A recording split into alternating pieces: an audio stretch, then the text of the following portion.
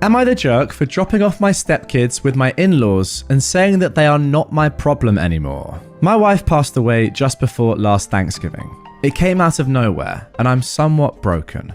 To make it worse, my stepkids have decided that since I'm not their father, they don't have to obey me anymore. They are teens, and they have never been my biggest fans. They love their dad, and I was only ever their mum's husband. However, when Dina was alive, they treated our home well and me with respect. After she died, they became jerks. Yes, I know, their mum died, it sucks, but that was my wife and the mother of my children. I'm also having a tough time dealing with it. Their paternal grandparents are also trashing on me for not being more understanding of all they're going through. I've tried. I've offered them counselling. I've given them space. I've been there for them. I'm at my wit's end. The last straw was when we were over there for supper last week. I said it was time to go so I could get the littles to bed. My stepkids said that they didn't want to go and that I should leave them and come back for them. It is a 2-hour drive. I said no. Their grandparents said I was being too hard on them and that I should let them stay. I'm having a hard time with 2 small children, the loss of my wife, and 2 teen jerks without having my in-laws pile on to make my life more difficult. So I did. I also packed up their stuff. Instead of coming back for them, I dropped off their stuff at their grandparents' house. I have 2 kids under 5 to take care of. I don't really have time to baby 2 teens that are just making my life harder. My house is clean for the first time in weeks. My kids are sleeping through the night. My stepkids are living with their uncle in the same city as me so they can finish high school with their friends. Everyone on their dad's side is against me. I really don't care. I was told by both of them and by their father that I am not to try and parent them. So I'm not. I actually do not have any parental rights over them. Their dad was not even okay with me being a contact for them at school, so his parents bear the contacts. My wife left behind a small life insurance policy which I will divide between the 4 kids. But I was the breadwinner in my house. I bought pretty much everything there for the last 8 years. So now it's all mine. My in-laws are calling me a jerk for abandoning the kids, but I have 2 kids that need me more. The older 2 have a dad as well as grandparents to help them. My kids do too, I guess, but they also have me, and I want them to have a peaceful home. Okay, great stuff. You're definitely not the jerk. To me, it sounds like everyone has got what they wanted. Your stepkids are seemingly happier. You're happier. I'm sure your biological children are happier as well. What's the problem? The only people that are getting annoyed at you are the in-laws. I think it's completely fine. You found a solution. And yeah, you've taken them up on their offer. Good for you. Also, if you were such a hindrance throughout this entire thing, like, where is the dad? Where is their dad in this? Your stepkids, that is. Like, only when it came to paragraph 4 or 5 or 7, actually. Yeah, okay, no, actually, it's paragraph 8. No, paragraph 9. Only when I got to the 9th paragraph here did we even mention their dad. That is how irrelevant he seems to have been in this whole thing. Where is he? It's your kids. Step in. Date them. I don't know. OP's definitely not the jerk, no matter what's going on there. Now for our final Am I the Jerk post of this episode. Am I the jerk for cancelling our anniversary trip because my husband drowned my terrarium? I am a 29-year-old woman, and I travelled across the country to visit a company regarding an incredible job offer. I spent 2 days touring the company to decide if it would be the right fit for me after years of self-employment. After meeting with the company, I visited my sister, who is 32, and her family a few towns over. We barely get to see each other because of work and distance, so it was wonderful to spend a few days with her, the family, and her new baby. I was gone for a total of 8 days. When I returned home, I was excited to spend time with my husband and tell him about the trip, my visit with my sister, my impression of the city, etc. We were meant to be celebrating our anniversary and decided to put off the discussion about whether or not I should accept the job offer until after our anniversary getaway. I'd arranged for us to go on a luxury train ride because he's a big train enthusiast, and we were meant to leave for the trip 3 days after I got home. This is when the problem started. I have a very large closed bioactive terrarium, which I made with my mother 15 years ago. It's one of my favourite things I have of her before she passed. This terrarium is my pride and joy and has come with me everywhere since we planted it. It was always super healthy and beautiful, and I've only ever had to open it 4 times to do a little maintenance and watering. My husband knows all of this, which is why I don't understand why he decided to tamper with it in my absence. I didn't notice the night I got home because I was exhausted, but the next morning I went to check on the terrarium to find it in a terrible state. The roots were rotting and the plants dying and moulding. He told me that the day I left, he poured a few cups of water into the vessel and sealed it again. I was so mad I cried, and it turned into a huge argument because it's just a plant and all you do is look at it anyway. He called me ungrateful and overdramatic, and that I should appreciate that his intention was to help me and that he didn't ask because he didn't want to bother me on my trip. I ended up cancelling our anniversary plans, partly because I was so upset that I didn't want to go, and partly because I wanted to try and salvage the plants, and that would require time. He hit the roof when I told him and is now sleeping in a separate room and refusing to speak to me because, according to him, I'm being petty and trying to destroy our marriage. Am I being oversensitive about my plants?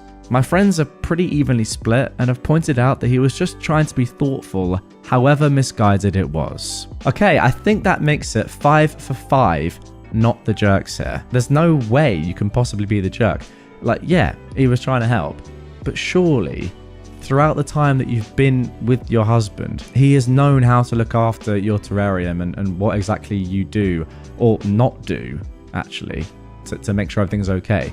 If you just leave it as it is for the majority of the time, surely he'd know that. Like, or at least he'd ask you before chucking water in it to make sure the plant's all right. It's just stupid. Now look, he probably is just a dumb guy when it comes to plants, like most of us are. I mean, look at that, guys. Does that look real? It's not. Do you want to know why? Because I probably couldn't be trusted to look after a plant, and also can't be bothered, right? I don't really care. Maybe it's a guy thing, but I wouldn't, like, say, you know, someone that cared about plants was like, oh yeah, I'm leaving, and then didn't even mention their plant. Either I'd be like, okay, well, do you want me to look after it? What do I do? Or I'd just say, if they wanted me to, then they would have told me, especially when it comes to my wife. Do you get the point? I mean, look at this. Don't trust guys with plants. I don't know. What a stigma that is, and a sweeping statement, but it's the truth. Nonetheless, your husband's an idiot.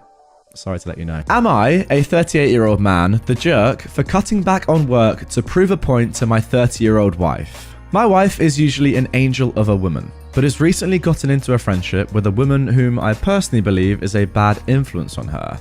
Not in a patronizing way, more of a lay down with dogs, get up with fleas type of situation. I never said anything about her childishness or her very radical misandry because frankly, it doesn't affect me. Until it did. A few months ago, my wife began pressuring me to do more around the house. Before I get an instant "you're the jerk" here, we already split chores and childcare. Admittedly, she had a bigger cut than I because she is a stay-at-home mum, but I do most of the cooking. Breakfast and dinners. Lunch is her responsibility for her and the boys. I take out the garbage and I do laundry, and I deep clean the bathrooms once a week. I do also help with our boys' homework and such. She insists that I am not doing enough and that I should be doing more around the house. I tried having discussions with her, asking what she expected from me. Namely, all chores and child rearing should be my duty, it seems. And for months, it seemed to be going nowhere. She used the D word more than once when speaking on this, which felt manipulative. I presume in this context, the D word means divorce. It boiled over when we were out with friends one night, and she began talking about how I never helped out and how I use her as a house slave. Those were her words. I will admit, I saw red. Now, this next part is where I may be the jerk. I didn't say anything that night, but the next day I asked my boss to be given reduced hours for the next little bit due to stress. And I took over everything in the house. I cooked breakfast and I made lunch for the boys before I drove them to school. I cleaned the house top to bottom. I did every dish we had twice and so on. My wife was blindingly happy and bragged to her friend that she finally had me worn in. She didn't lift a finger for around a month. Then she began asking why we never went on dates anymore, complaining that she wanted to get her nails done as they were growing in. I explained that I had to take that out of our budget so that we could continue to afford everything else.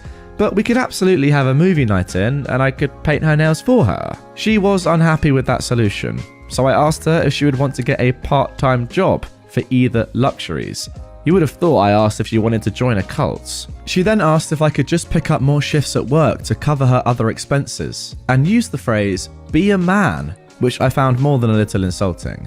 I then asked her if she would be willing to go back to splitting the chores and such, which is when she began to catch on that the two were related. She yelled at me that I was being a manipulative jerk for doing this and even claimed it was financial abuse.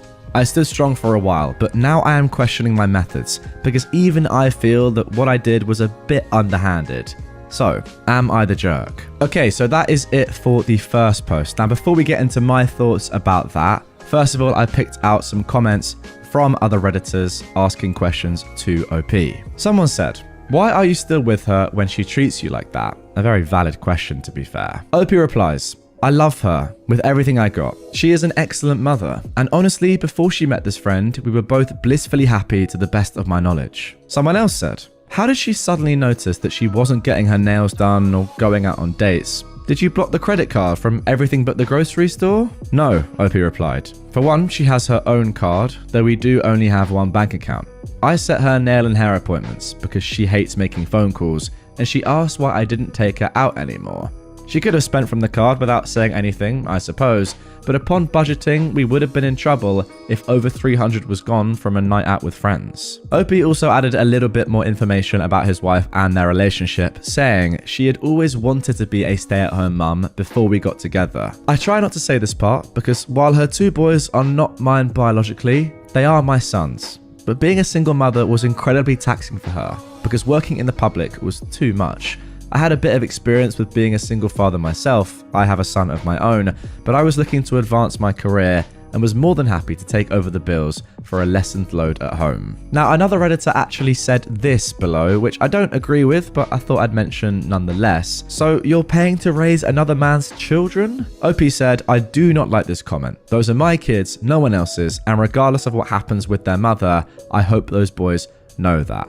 Just, I guess, confirming how much he loves those sons as we move forward in this story. A couple of other people also asked if things have changed since they first got together, and OP said, "I can tell you, but it may be a little bit mundane. When we first got married, she would give me shoulder and back massages every day after work and have my favorite music playing when I opened the door, even though she hates bluegrass. She would make me coffee while I was getting dressed. She made sure to pick up extra crunchy peanut butter from the store, even though I'm the only person who likes it. We'd have movie night twice a week with the kids and a date night to ourselves once a week. I have always had trouble sleeping, and I don't want to take pills for it, so she always had the bed ready for me, a heating pad already turned on, my pajamas on the bed. She would run her fingers through my hair until I fell asleep and would wake me up herself instead of the alarm because she knew it put me in a better mood. None of which I asked for. She is a good wife and wanted to because she knew that's what I liked, and she did it. She hasn't done a 180. Some of this is still true. At least it was until I cut down my hours. That was really when she stopped doing anything at all. And right now she's angry, so I'm on the couch, awake and regretful.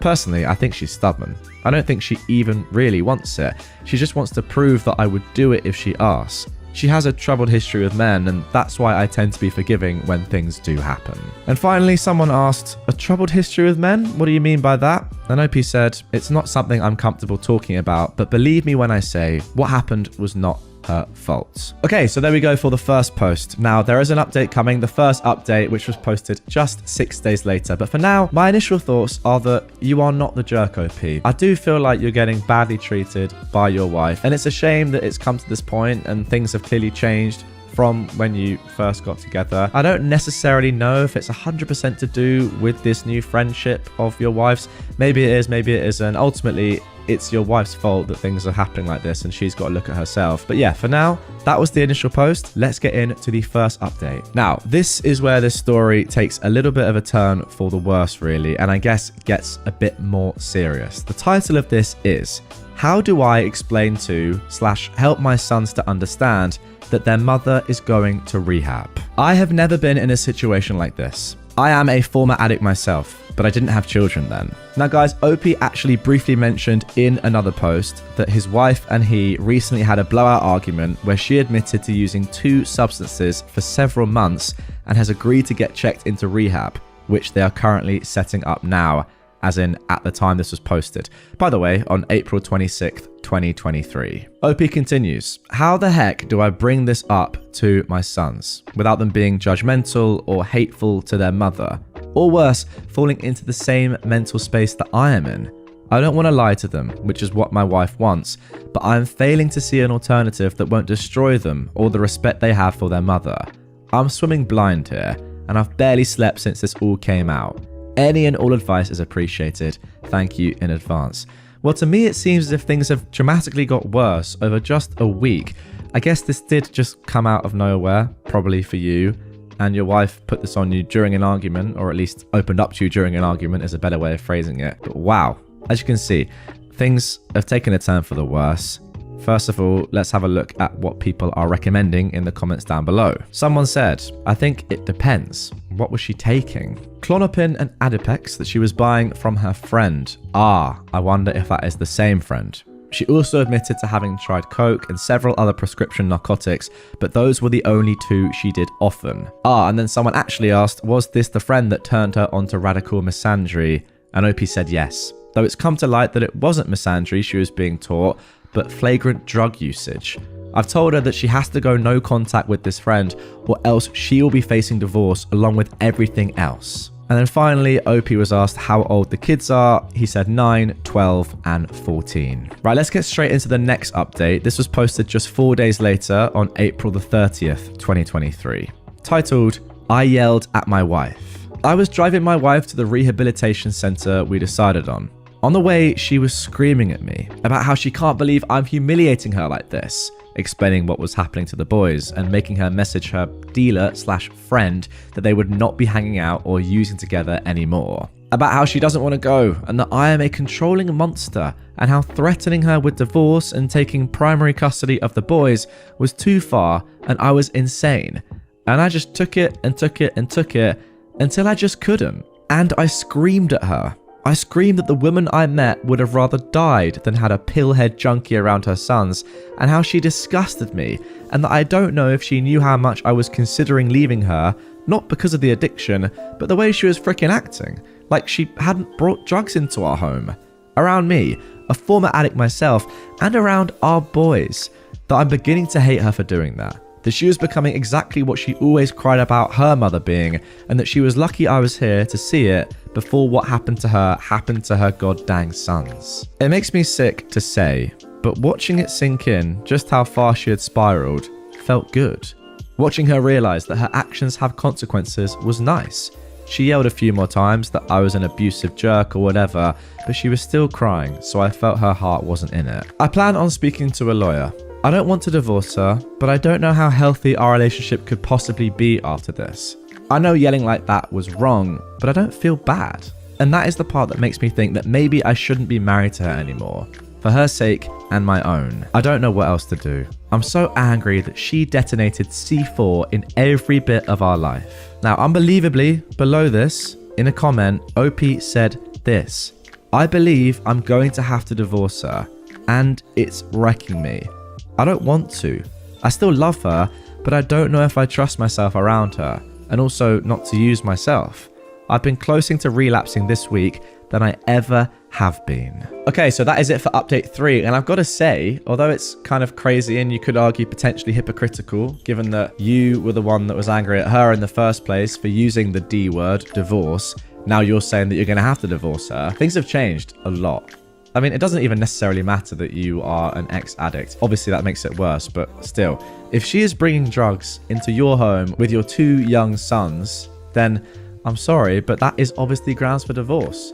Now, yes, you on top of that being an addict and being close to relapsing yourself, you've got to protect yourself as well as your sons, but it's terribly sad, but yeah, you have to threaten her with divorce at this moment. If things don't change, as you said, she's going to become like her mother, and your children are going to have a very, very tough time. Ultimately, she's got to go to rehab, sort herself out, and yeah, hopefully you can move on from this. But saying you're going to have to divorce her if she doesn't change, I think that's completely fair. Okay, so now moving on to the next update. This is update 3 now, posted on May the 12th. That is 3 weeks roughly from the first post.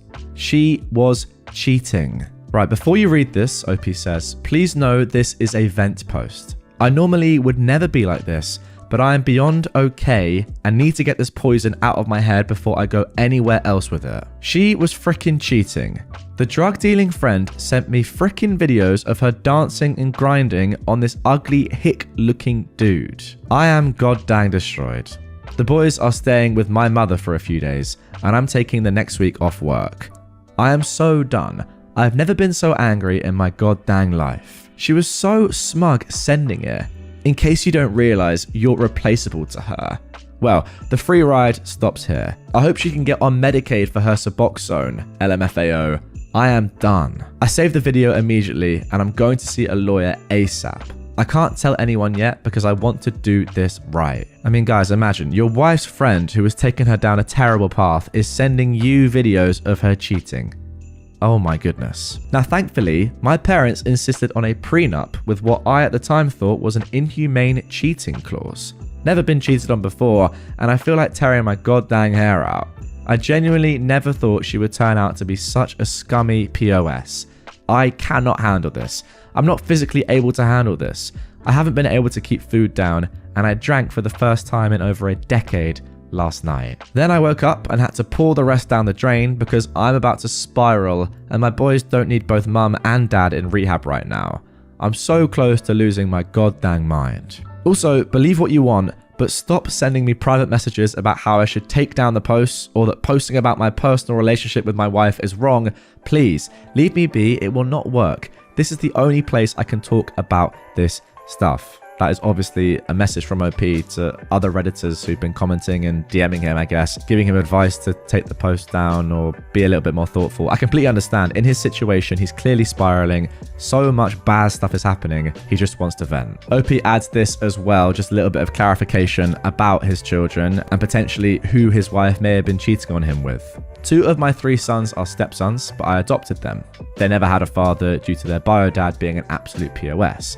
My biological son is the youngest and was born to a girlfriend who is not in the picture and doesn't want to be. My sons are 9, 12, and 14. My wife had 2 jobs when I met her, though they were both terrible jobs, and I've been looking into finding her a better one. Now, when it comes to the dealer, she was getting the drugs from her friend, who is the woman, and a few of the men who she cheated on me with. Wow. Okay, let's move straight on to update 4 now. This was posted on July 19th, 2023. That's 3 months from the original post. Titled, "My soon-to-be ex-wife is in the hospital after an unalive attempt, and I feel like a monster." Okay, wow. First of all, OP gives a quick summary about what has happened so far. The short of it is, OP was blind to his wife's addiction until she admitted it and went to rehab. While she was in rehab, I was sent evidence that she had been cheating often and with more than one person. I've been working on filing for divorce while she's in rehab. Not just for the cheating, but because with that on top of everything else and myself nearly sinking back into my own addiction due to the stress, I couldn't stand to even think of her anymore. And there's no healthy relationship that has room for that mindset. I honestly didn't want to be in a room with her again, to try mediation or counseling, due to the fact that the last time I was alone with her, I raised my voice, and at the time even felt she deserved it.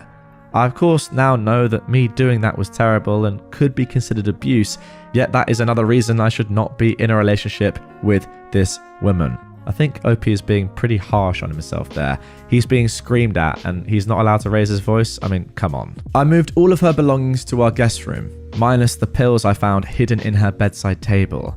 I took pictures of those in their hiding spot, then flushed them. I also removed her from my bank account and credit cards. I spoke to my boys, explained the situation without demonizing their mother to the best of my ability, and they seemed to understand that I have no intention of abandoning them, and blood or not, they were my sons. Then she came home. The boys were, and still are, away at camp, a birthday present paid for by my mother. She was quiet, eyes on the ground after the moment I picked her up at the facility, all the way home. Once we got home, I led her to the guest room silently, and she didn't take it well, crying before she could even take the first step. Throughout the next couple of weeks, I let her get settled, and though I stayed carefully neutral, I know she could tell something was coming, but I wanted to do it as fairly as possible, and I tried to let her get used to being out before I said anything, as that was one thing I myself hated about when I left rehab. Everything was flying at me so fast, I didn't have time to breathe.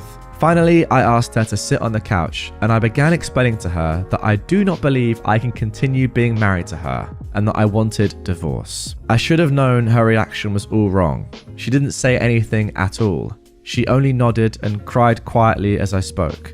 I explained that I did not intend to hurt her, but I could not be married to her anymore, and that maybe both of us should focus on being the best parents we can be. I told her I had no intentions of kicking her out, and that because of our prenup, the divorce should be cut and dry, and she should be safe to begin looking for employment now.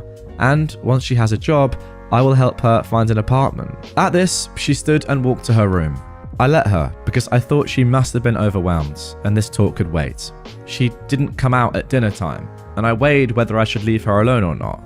Eventually, I decided to knock on the door and ask if she was hungry. Long story short, she had smuggled pills into my house somehow, or she had a stash I was unaware of and had an overdose and was dead for several minutes in the ambulance, and she's in a medically induced coma because the doctors aren't sure exactly how much damage she's done to her brain from what they've said. I feel like an absolute monster, like I am the scum of the earth, like I should have just said nothing, like I should have just dealt with it. Just held it in and stayed. I am responsible for this and it kills me. I may not have the same love for her as I did, but I do feel so very sorry for everything she's been through. It's killing me. I haven't told my sons yet, and I'm debating waiting until they're back from camp so they can have a little more time without this on their minds on top of everything else. Okay, now I think this is where this one gets really, really difficult, and I'm going to need some help in the comments down below, guys. Get your thoughts in. For me, I understand why OP is blaming himself for this, but I can't get behind him saying that it's his fault, that it's killing him because it was, you know, his doing and he should have been nicer and let her be, etc, etc. Like, I get it. When you're in the situation, you probably think that, and OP is clearly a nice guy and, you know, even despite all of this, still clearly has a lot of love for his wife, and that is the reason why he's saying these things. Can he be the one to blame for this? Surely not. Surely not. Like, surely it's on her, right? And I get it, she's not in a place to be making these sort of decisions, but I don't know, it just feels wrong that he is blaming himself for his wife's actions. Let me know what you think down below. It's a very, very tough spot. What do you do in this situation? What do you do? There's no right answer, obviously, and it's an impossible spot, but still, I just feel bad that OP is saying that he was in the wrong and that it's his fault, because it just wasn't, in my opinion. Okay, someone asked OP below the 4th update, where is her family in all of this? Not my story to tell, he says, but she doesn't have much family alive, and the ones who are, she has no contact with. She has other friends, but I don't know which ones were enabling. They all know what's going on. I messaged all her friends, except the dealer, though clearly she knows now from messages she sent me. She hasn't shown up to the hospital though, possibly because she thinks I would throw her out, which I would be tempted to do, to be entirely honest. A couple of her other friends visit all the time. Yes, she's no contact with her mother, ironically because of her mother's addiction and bad treatment of her. The rest constantly insisted she should see her mother, and 2 times even took her boys to her mother's house without her permission. Now, somebody asked why he chose to say to her at that moment that he wanted a divorce. I wanted to do it while she was in rehab, but my therapist told me to reconsider, so I did. I was so angry when I found out about the cheating that I wanted to take her belongings to her dealer's house and leave them there, but I knew that was wrong. I knew that once my anger wore off, I would regret it. So now all I want is to get the divorce started and over with as soon as possible so that I can begin trying to pick up the pieces and move on with my life. On top of that, I didn't want to lead her on. I could tell that she knew something was coming because I can't even stand her touching me anymore. It makes me physically ill. If I had known she was going to try and unalive herself, I could have closed my eyes and grit my teeth and let her do whatever. But honestly, even now, after what she did, I know that isn't feasible for me. I still found myself wanting to start fights, to yell, and I know that I am not a strong enough person to be in a relationship with someone who hurt me that much, who disrespected me, my home, and my children that much, who took my own past experiences with drugs into account so little that she brought them into my home directly under the nose of myself and my children. Pun intended, by the way. This is as much kindness as I can afford to extend to her anymore for my own mental health's sake. Then 5 days later, OP added this on the state of his wife. She is not awake yet. I took the advice of some of the commenters and went to go and get my boys to see if they wanted to see their mother. I explained the situation to the best of my ability, age appropriate, and I asked if they wanted to see her. They all agreed eventually, but the eldest only wanted to go to support his brothers. I'm concerned about the anger he is building towards his mother, and I do intend to talk to him about it, but I also don't want to tell him how to feel or tell him that his feelings are bad and wrong. I was already working to get them into therapy, but I'm going to expedite that. OP added a little more after this on the cheating, giving some context around his wife's cheating as well, saying, there have been multiple pictures or videos of her dancing on and being appropriate with men since my initial post. I haven't blocked the friend because she sent me a large amount of proof of infidelity for the divorce. And in that post, the hick she was dancing on was a man. Perhaps people are confused because her woman friend sent the video. Perhaps the wording was bad. Yes, I do know that trauma is the gateway to addiction, as I am an addict and my own CSA from my uncle and general abuse from both my parents. I can't say I know what made her start using, but I can say I know she had a rough childhood and even worse teen years. And also, regardless of sexual identity, if I found out my wife was engaging in sexual acts with women, I would, of course, also consider it cheating. She was doing other sexually inappropriate things, but no, I didn't get any straight up sex tapes. I'd rather not go into it further, but I think you can get my drift. And now let's move on to the final post, posted on February the 13th, 2024, just a couple of weeks ago at the time of recording. That is 7 months after the first post, titled, My wife is dead. My wife is dead. I haven't updated in a while, and I'm sorry, but I'm sure you can guess why I wasn't feeling up to it. I know that everyone said that she was manipulating me or trying to make me stay with her, but honestly, even if that was the case, it didn't matter. Because the moment she woke up, we both started crying and talking, and we didn't stop for days. She went back into rehab for a little while, came out, and we did both couples and solo therapy for both of us. She seemed happy. She seemed better. And I'd hoped that the crazy was over, that we would just be happy again. I didn't update then because, frankly, I was scared how everyone would react. I don't do well at getting yelled at. She promised me that if anything happened, if there was anything she needed to talk to me about, she wouldn't hesitate. Everything was going well. And now, when I asked myself if there were signs she would go back or that she never stopped, the answer is no. Nothing except the fact that she had an overdose at her friend's house while I was working and died on her couch. The friend didn't even want to call an ambulance. Her boyfriend had to convince her to. I don't think either of them were arrested that day, but I know from the paper she was picked up a couple of months ago for selling. Everyone kept telling me to go to the police, and frankly, maybe I should have. But frankly, with the way the police act, it wouldn't do much good. Since then, I have been drifting terribly. I took up smoking again, something I quit before I got married because she hated the smell. I hate it now too, the smell I mean, but the hand to mouth is nice.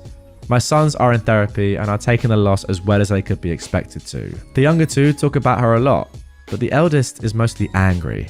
I'm thankful he doesn't seem to want to say things to his brothers about it, but I always let him tell me anything he's thinking, even when it breaks my heart. I know that maybe everyone here has an idea of who my wife was, but one thing that you could never deny was how much she loved our boys.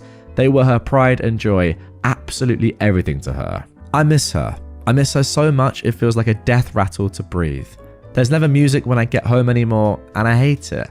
I hate the quiet so much that some days before I go inside, I sit in the car and just cry because I know she won't be there. I haven't even been able to clean out her side of the bathroom yet. It hurts too much to think about getting rid of her perfume or her toothbrush. I haven't felt like writing for obvious reasons, but there's something that feels important now, so I will. Valentine's Day is tomorrow. On the way home from work recently, I caught myself calculating flower prices before I remembered that I have no one to give them to unless I put them on her grave. I remember being angry at how expensive roses were getting, and now that seems so silly. I just wanted to say, if you have someone you love, please cherish them. Do something extra nice for the person you love tomorrow, for my sake. Nothing crazy, but maybe you can dance around the living room to your song or read to each other. Something soft or good to let them know you're real and really, really there. I know that's so cliche and corny, and if Alex were here now, she would actively bully me, but sadly, the old guys were always right. Life is short. Isn't that a kick in the butt? Wow, what a truly tragic ending to this one. To be honest, I did not expect that. I could kind of gauge from OP's tone that there was a decent chance that she woke up from the induced coma, but coming back out, seemingly forging some sort of relationship once again with OP, at least having an amicable one. I mean, who knows if they were still going to get divorced or whatever. I'm sure they were, but you know, on speaking terms, seemingly getting along. And then this, just brutal, absolutely brutal. Before this episode ends entirely, we do have some further thoughts to get to from OP to sort of, I guess, round this whole story off. But I've just got to say, it's just wow, absolutely shocking. It's just crazy. And yeah, I agree with what OP said. Life is short. Brutal, man. I guess the one thing that we have to do, all of us, me included, and you guys listening and watching right now, is do what OP said. Do something extra nice for the person you love tomorrow for OP's sake. I'm going to do it, man. I'm going to try. Because, yeah, it makes you think, doesn't it? Just like that, everything could be over. Absolutely heartbreaking. Somebody commented below this post, how about trying widow support on Reddit? OP said, I might. Honestly, thank you. Any kind of emotional support right now is going to be welcome. It's hard for me to be emotional around my boys because I hate to make them feel like they're ever in a position where they need to take care of me. The poor kids have been through enough without me losing it. But I've been such a mess that they've just caught me crying in my car more often than I'd like. Not to imply that I refuse to cry around them at all, just I hate them seeing exactly how much of a wreck I am. Someone else asked, are you in therapy? OP says they are, but it's a long process, especially considering I'm a former addict myself. The entire situation has aged me a decade in a year. Back to the crying, another Redditor said, as someone whose dad went through similar stuff, cry in front of them. It's okay. I can try, OP says. It just always makes me feel so guilty. I know I shouldn't, but I always just think to myself, what are you doing? You're meant to be taking care of them, not the other way around. I hate to think that they ever feel the need to walk on eggshells around me because I'm too much of a wreck to handle something. And I know that's a bad answer, but it's true. It just always comes around to the fact that those are my boys and I am their dad. I am supposed to be stronger than this for them. And I don't mean to imply that crying is weak or wrong. I just don't know how to turn it's okay to cry into it's okay for me to cry in my head. Then of course, I mostly mean now, after everything. At the funeral, there was no helping it. And for the first few days after that, I was such a mess. My parents came to stay with us because they were concerned I wasn't sleeping. That commenter replied, yeah, you can't help your feelings. But I'm sure your little dude has feelings. And when he sees you not exhibiting those same feelings, he may think that those feelings are wrong, but that could be my own baggage.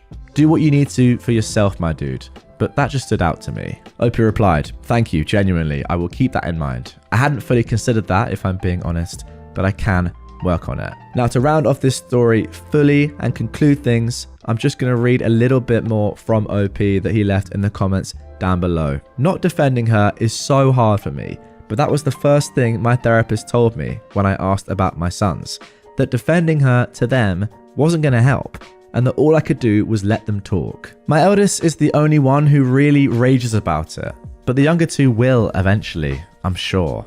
I am also angry in this helpless kind of way that hurts so bad I can't stand to think about it, because if she had just talked to me, I could have helped her, and she would still be here.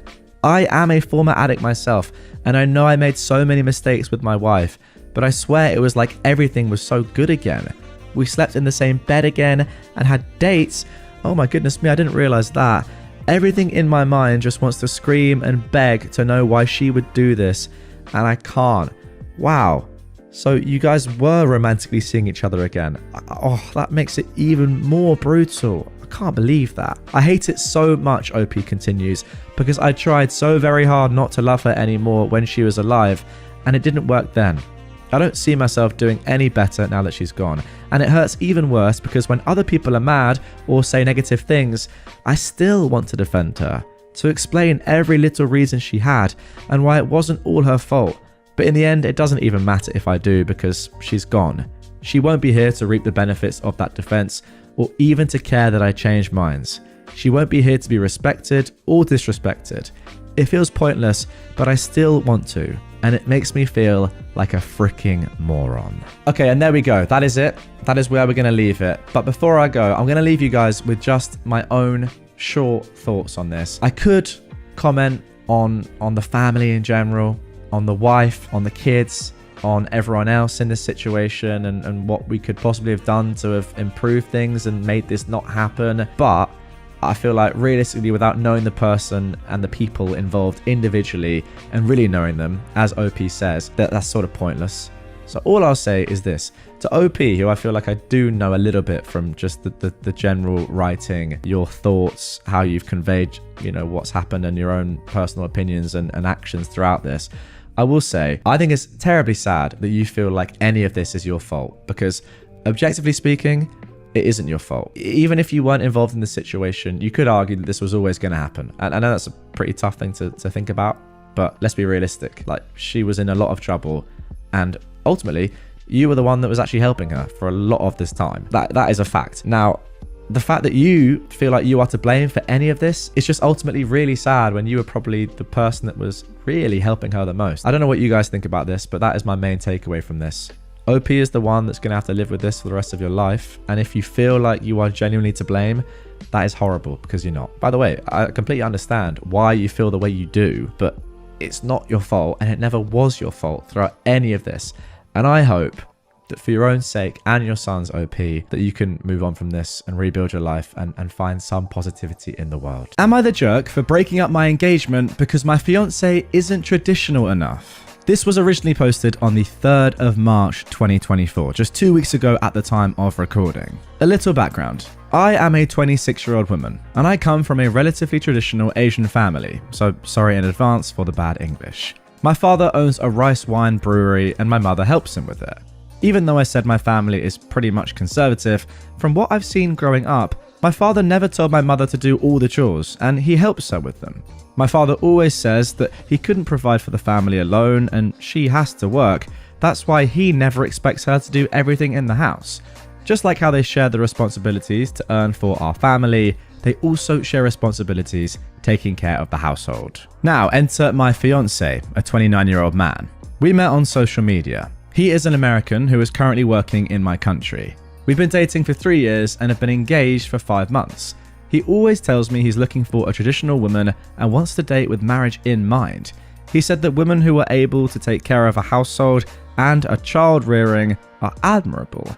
And I always agreed with him without much thought, because that is indeed an incredible feat, right? Well, he's working in a small university and I'm currently working in hospital. We saved enough to buy a house with a little bit of help from my parents, but we haven't moved in together yet because, Asian parents. But anyway, on my father's birthday last week, we talked about marriage once again. He doesn't think his income alone would be enough after our marriage, and it's giving him insecurities. So I suggested that I keep working after marriage, and that's not a problem because we'd be partners. My father also offered that we take over his brewery, and while I found the idea lovely, my fiance on the other hand seemed hesitant about it, but he agreed that I should keep my job. That was when the first problem started. I told him that since I have to work, then I expect he'll help with the household chores later. After I said that, he suddenly got irritated. He said that he'd been telling me he's looking for a traditional woman and that now he'd been catfished since I don't want to take care of every house chore because I'd still work anyway. Yeah, major red flags instantly. Whenever he said he's looking for a traditional spouse, I always thought that he'd also be a traditional spouse, aka being sole provider so I can focus on taking care of the house and child if we ever have any. But when I told him that, he said I'm a gold digger and materialistic like any other woman, even when I never once asked him to be a sole provider. He brought that up first. Mind you, I didn't even let him spend alone whenever we go out on a date. For example, if he paid for dinner, I paid for coffee and the movie. Even my father willingly offered his brewery if we want to take care of it as a means to provide for ourselves. So where's the gold I should have been digging here? That was when I actually put the ring down and I told him that I want to break up. I told him he's not traditional enough if he wants a fully traditional wife. I didn't want to deal with someone who could easily call me a gold digger because I want to share the chores. That hasn't even happened yet, in front of my parents. I can't help but think that if he could easily say what he said in front of my parents when we haven't even married yet, then he could say something a lot worse when we're married and alone. I went home alone and he texted me saying he was sorry and didn't mean what he said. He asked me to meet, but I don't feel like it. However, when I told my friends, most of them told me I was a bit too emotional, hasty and impulsive, that I might look like a jerk because I don't even want to meet him.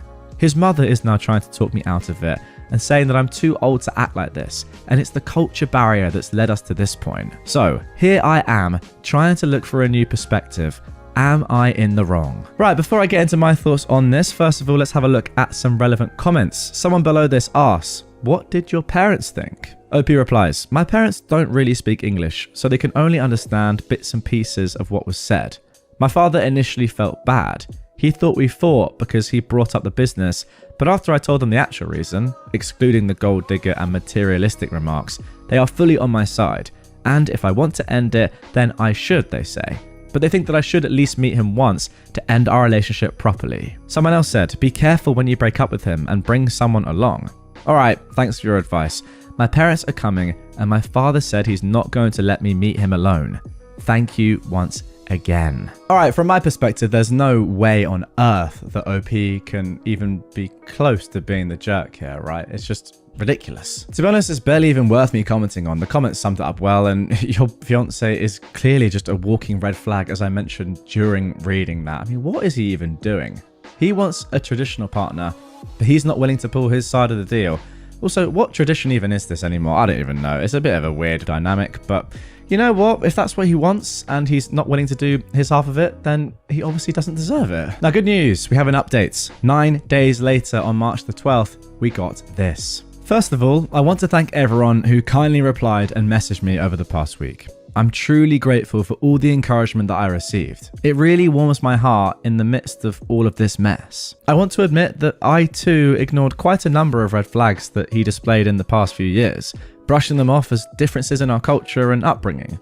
I thought I was being open-minded and accommodating, not knowing that I should have opened a deeper conversation regarding what I wanted to if I was to deepen our relationship. Many people kindly gave me praise in my previous post, but I actually feel rather undeserving to receive that because I also did so many stupid things that got me here. Okay, so now on to the real update. Last night I had dinner with him alongside my father after much thought and input I received from Redditors, friends and family. Long story short, he still didn't want to end our relationship. He actually apologized, saying he misspoke and wanted to fix his mistake. He said it was because he was too comfortable with me since I'm not a confrontational person, and I did help quite a lot with his chores, bringing side dishes, helping clean up his plates every now and then, etc. So he thought that I'll always be accommodating to what he wants. I also apologized, saying that I've never really brought this kind of topic up seriously, and I've never made sure we're on the same page whenever we did discuss this type of topic. He agreed that I should have told him before because that way it would never have got to this point, and then he kept bringing up my bad communication. I know it's my fault too, but it didn't feel good at all hearing that from him. Yeah, I mean, that's the definition of gaslighting there. You've like semi-apologized even though you didn't need to, and he has just jumped on that. He is taking that and he's using every last inch. Even if he'd admitted his faults and never spoke badly to me before, except for that one time, I still can't shake off my distrust of him. I don't know why, but what happened last week is like an instant feeling of repulsion. So I returned the ring he gave, and I told him I'll return more than half of the amount that we used to buy our house. He initially refused the money, saying he wants to keep trying to win back my trust and me to keep in contact with him. But this morning he said I can transfer it because marriage is not really happening now, and he tried to prevent me from selling the house and also isn't telling our mutual friends that marriage is off the table. So I've just updated almost all of my group chats that now I'm single, and I'm here to tell everyone I'm single because my now ex-fiance has a red flag that is so big China would be crying with envy. I feel like a jerk, to be honest, because it seems like my feelings for him were that shallow all along, but maybe reality hasn't hit me yet, but that's that. Okay, that is the end of the post. Let's jump into some comments. Somebody said, you absolutely did the right thing. What does your dad think? And I personally couldn't agree more. My dad is a typical Japanese father, so we don't talk a lot since I've grown up, but he's supporting my decision to cancel the engagement. He doesn't say much, but he actually looks quite happy since he hasn't been into it for quite a while now. Thank you for the kind words. I hope you and everyone around you is always kind like you are to me now. It certainly makes me feel better. Now, someone else was a little bit more scathing. Now, let me know in the comments if you agree with this, but they said, you need to go to intense therapy so it doesn't happen again. You apologized to a man for not being his maid.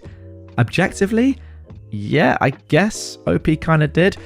but I think this is a little bit too harsh. OP replied, "Thank you for the response. I didn't apologize for not wanting to be someone's maid, but for not being open and talking about what I want and expect in our relationship. I read in the comments of my previous post that many people pointed out that the conversation with this topic should have happened long before, and I do agree with that, and that is why I apologize. However, I will also keep working on myself, so thank you for your suggestion. I'll keep it in mind." Wow, what a polite way to kind of repel that question. Someone said you need to go to intense therapy so it doesn't happen again, and OP just says, "Yeah, I'm not going to do that, but thanks for your suggestion." So, what happened to the house? Someone asked. Did you go 50-50? Why does he get more? We went 45-45 and my father added the extra 10%. My father was the one who offered to give him 50% of the shares as an extra layer of protection. Now he can't complain and has no reason to contact me or my family. To catch a sea bream with shrimp, he said. Okay, so that is the first post done of this episode. Well, I say done because before we move on to the second story, I do just want to mention and bring up a couple of other comments that I've seen in the comments down below that I think are very, very interesting. Maybe along the lines perhaps of what a few of you guys might be thinking as well. A little bit like the other comment we saw, where people are saying that OP was just way too naive, and actually it was her fault that she landed herself in this situation, and she could have just dealt with this and brought it up a lot longer ago than she actually did. So someone in the comments down below actually called OP and her family spineless. But OP said this: "If you don't mind, I don't have a problem with you insulting me, but do not attempt to do that to my family. Not everything can be resolved by only being tough and formidable. I don't think it's stupid knowing when to be firm and then how we compromise for our final decision to avoid future problems. But I do think it's naive when one doesn't even consider that there are other ways to solve a problem other than butting heads and fighting. Stupid when they don't even try to understand the logic behind others' problem-solving method." Yeah, very fair, and I agree. She also continued to another similar scathing response, saying that is your prerogative right to insult us, but it's also within my prerogative right to ask you to stop. This kind of exchange is called conversation in Japan. I don't know what it's called in your country. Is that another cultural difference? If someone's uncomfortable, they should suck it up or don't go and talk in the first place? Excellent. My apologies for being so ignorant. Giving him more money than he deserved guaranteed me an excuse for cutting contact completely. I've compromised my decision. Social circles run differently here because breaking up an engagement or a divorce will always be a hot topic, and sometimes it affects you on an institutional level. Sometimes it will affect your career even more when you're a woman. Yes, there are some cases where people get fired because they got divorced because it will reflect badly on the company's image. Wow, now remember guys, this is happening in Japan as OP just revealed. Sometimes some companies go as far as giving paid leave and vacation to mend their employees' married life. I'm not breaking up, I'm cancelling an engagement. It weighs differently. You are naive to think that every society works like yours and your value is applicable to every part of the world without considering their societal circumstances. I'm not excusing it, but I'm not someone so important that I can change them overnight, nor do I want to sacrifice my family and my own reputation. I'm not delusional enough to think I'm the main character. If that's still spineless to you, then sure. I hope you do as well as him navigating your life here. Well, damn, OP just ate, that's for sure. Wow, what a way to just destroy a hater on Reddit. Fair play, I need to take a leaf out of her book. That was emphatic. I mean, it's obvious, but she is completely right. It is a societal difference. You know, she mentioned throughout it's a different country where this is happening, and you can tell. But I don't think she wanted to actually reveal that it was in Japan, but she did reveal it was Japan in the comments down below. And I think we all know how society and culture is completely different in Japan than in the Western world. I mean, who knows? Maybe one of you watching right now is from Japan, or at least is living in Japan. Let us know in the comments down below. How is life different, especially in regards to relationships? Because yeah, the context provided by OP there gives a lot more reasoning and makes me think, or makes me understand, I guess, how she acted a lot more than if this had happened in the Western world, I think. Even still, I think she acted fine the whole time, to be fair. And yeah, she's absolutely right. Is it really necessary to just fight and have a massive argument and potentially cause yourself years of like emotional turmoil Or can you just sacrifice a little bit of money in the short term and then just be done with a relationship that you don't want to be in? That is obviously the better option. So yes, get your comments in down below, but that is going to do it for the first story. However, before we move on to story 2 in this video, I've got a little announcement for you. Well, I say announcement. I mentioned it in yesterday's episode, but I want to keep it on the down low. I don't want a lot of people knowing. I only want you, the core fan, the core watcher and listener of my channel, the one that is still listening and watching right now, despite the fact that we're over 10 minutes into this episode, to hear this. If you are a fan of relationship stories and drama, just like the one I've just read and the one I'm about to read, then you might be interested in my brand new channel, Redditor Extra, where I cover purely Reddit relationship drama stories. Obviously this right here is my main channel and it's not going to change, but I can't cover exclusively relationship stories every single day on this, despite the fact that at the moment I kind of want to. I'm really enjoying them. So for that reason, to be able to do that, I've started a brand new channel, Redditor Extra, where I'm going to do that hopefully every single day. I've already posted 2 videos over there, and by the time you're watching this, the channel may well have over 1,000 subscribers. You guys are loving it. So thank you very much for the support. If you want to check it out, it will be on the end screen of this one and also linked sneakily in the description, but nowhere else. So don't go telling people about this.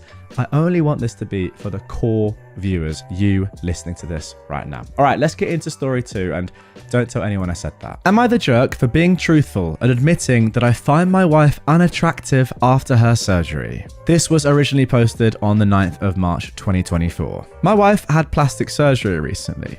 We discussed it and I was against it. It wasn't my decision, and ultimately though, I had no say. She looks weird now. She had the fat sucked out of her face, lip fillers, a neck lift, other stuff I don't really get. She gives me uncanny valley vibes now. It freaks me out. She's fully healed now and she wants us to go back to normal, like me initiating sex. I have done so, but not as much as I used to. And when I do, I try and make sure there's very little light. It's been a few months and I kind of dread having to look at her. Obviously she's noticed. She's been bugging me to tell her what's up. I've tried telling her I'm just tired from work or that I'm run down. Really anything except for the truth. She broke down and asked me if I was having an affair. I said that I wasn't. She asked to look at my phone. I unlocked it for her and handed it over. I wasn't worried about her finding anything because there's nothing to find. She spent an hour looking through it and found nothing. She asked me to explain why I changed. I tried explaining that I just wasn't that interested right now. Nothing I said was good enough for her, so she kept digging. I finally told her the truth. I wasn't harsh or brutally honest. I just told her that her new face wasn't something I found attractive and that I was turned off. She asked if that's why I turn off all the lights now, and I said yes. She started crying and said that she needed time alone. She went to stay with her sister. I've been called every name in the book since this happened. Her sister said I'm a piece of trash for insulting my wife's looks. Her friends all think I'm the jerk. I tried not to say anything. I can't force myself to find her attractive. I still love her, but her face is just weird now. She looks like the blue alien from The Fifth Element. Now, I have no idea what the blue alien from The Fifth Element is, so here's a picture. Oh my gosh.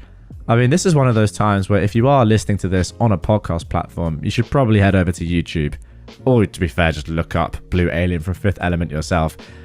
Yeah, I wouldn't really want that as a wife, but I do kind of get where OP is probably coming from. Right, let's get into some comments. OP has actually added that she isn't hideous, she just doesn't look like herself anymore.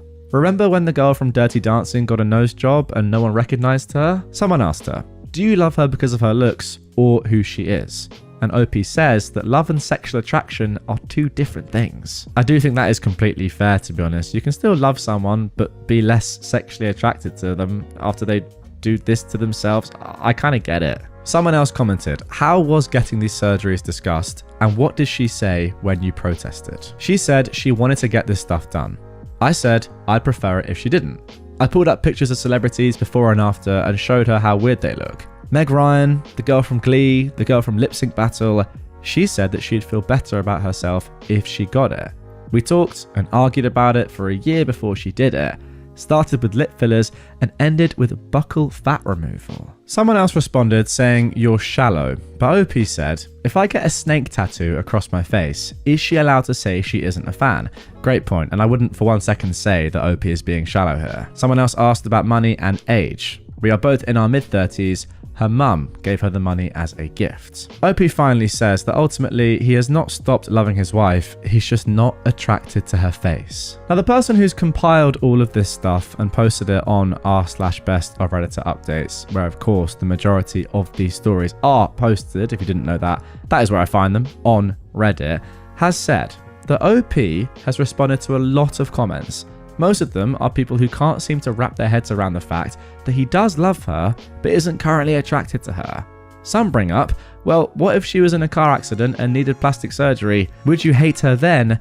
Well, she wasn't in an accident. Yeah, I mean, personally, I think that's completely fair. She has chosen to do this to herself. You said beforehand that you didn't want her to do it, and now you're less sexually attracted to her. That's fine. It doesn't change the fact that you still love her, and OP is not for 1 second saying that he loves her any less now, but she's changed her physical appearance that you were attracted to in the first place. Ultimately, physical appearance is a big part of attraction. I think everyone could admit that. Not saying that, you know, personality and love doesn't come into it, but it just has to be. So yeah, I think he's completely right to say, well, I'm less attracted to you, you've changed your appearance. I mean, I might get hate for this in the comments down below, but I would go as far to say that it's the same as if somebody, now, naturally, I'm not saying if there was any medical reason involved or whatever, say your partner put on loads and loads of weight and just got obese, I think you'd also be allowed to say, I'm less attracted to you, you've changed your physical appearance. That's a little bit more debatable. It really is. But I think that that's fair. Again, as long as it's natural and there's not a medical reason for it. Let me know in the comments down below, guys. Do you agree with that? That is contentious. It really is, but I want to hear your thoughts. Anyway, let's get into the update. This was posted 3 days later. My wife came home yesterday and we finally had a long talk. She told me that the reason she had the surgery was because her mum and sister talked her into it. They convinced her that she was starting to look old and that I would find someone else to be with if she didn't do something. That was why her mum gave her the money for the operations. Her mum and sister looked like Bruce Campbell in Escape from LA. Again, if you can't see this, if you're on a podcast platform or you're just not watching right now, just, yeah, imagine someone with loads of Botox and their skin is just pulled tight and it just doesn't look natural at all. I mean, personally, that goes far to say it's pretty disgusting. But, yeah, that now is making more sense to me. If her mum and sister already look like this and were the ones persuading her to do it, I can understand why she might have done it. OP continues, they are the very last people on the planet that should be telling anyone to get plastic surgery.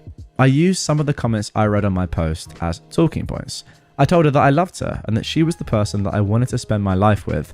I told her that the surgery would take a while longer to settle down and that as I got more used to her new face, I would learn to appreciate it. Fair enough. She asked me if I wanted her to see if she could get it reversed. I almost screamed at her. The last thing in the world I want is for her to F up her face more than it already is. I asked her if she could please just leave it and let me get used to it. Imagine that regret, by the way. Getting loads of facial surgery and then saying, oh, I actually want it reversed. Jeez. We talked for about 3 hours and we decided that her mum and sister would not be a part of any decisions in our life going forward. She's going to leave her face alone and give me a chance to get used to it. We're going to look for a marriage counsellor and maybe individual counsellors for each of us.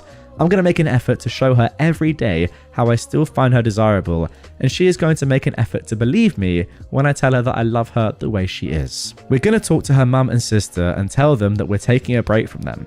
We're going to block them, get our stuff together before we allow them back into our lives. Thank you to everyone who tried to help me.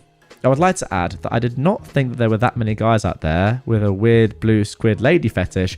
It isn't for me, but you do you. Oh, I understand. OP is referencing the first person he said from, what, Fifth Elemental or something. I guess some people said in the comments down below that they actually quite liked that look. Yeah, weird. Right, let's round things off with some comments. Someone said, many tough elements here. Her self-esteem, body dysmorphia, being influenced by her mum and sister, you losing attraction for now, which leads us to the fifth element. Oh god, saying that was funny if they do say so themselves. Glad you're making the effort and continuing to love your wife. OP replies, I can't stop loving her. Someone else asked, did you use the movie references when talking with your wife? I did not. The closest I got was pointing out that a bad haircut and a kimono, and I could pass for a skinny version of Associate Bob. And again, here is a picture. Oh, I guess OP was kind of referencing the fact that he's not the best looking, but that's not the most important thing. Yeah, I mean, crazy haircut, I've got to say. Someone else said, her mum and sister will at least look shocked when you break it to them. Oh, gosh. But OP says, no, they won't. They have the facial mobility of bilateral stroke victims. Wow. Bilateral stroke victims. I might have to use that as an insult, by the way. That is phenomenal. Finally, OP has said, we're going to work at it. There's a long road ahead.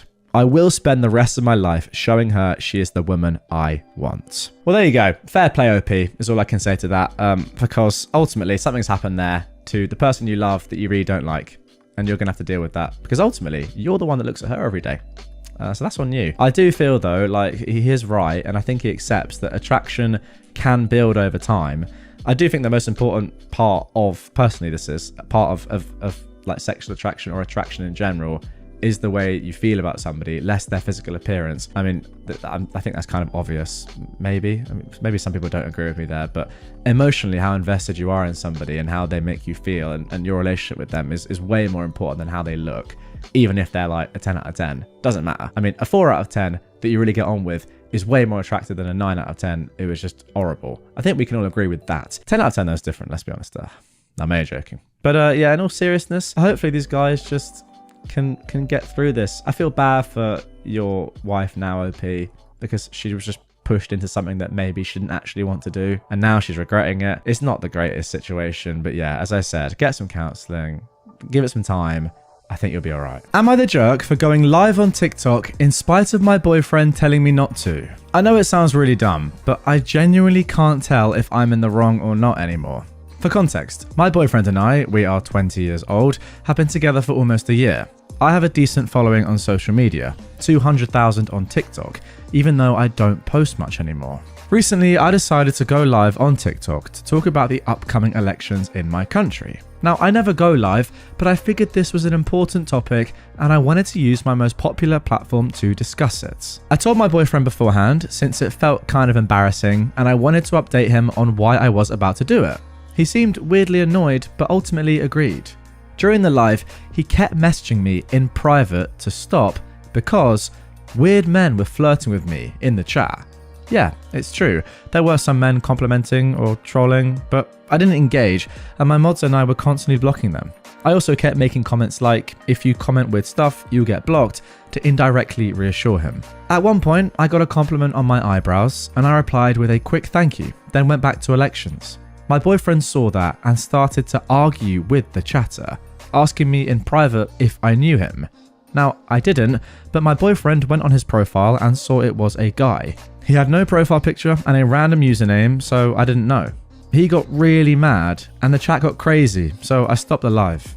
I didn't answer my boyfriend's text right away since I didn't want to address it while live, but I reassured him in private afterwards. The next day, I decided to go live again since it was the day before the elections. I was on FaceTime with my boyfriend when I told him, and he got more annoyed, saying he hates it when I go live, but that he doesn't care anymore and I can do whatever.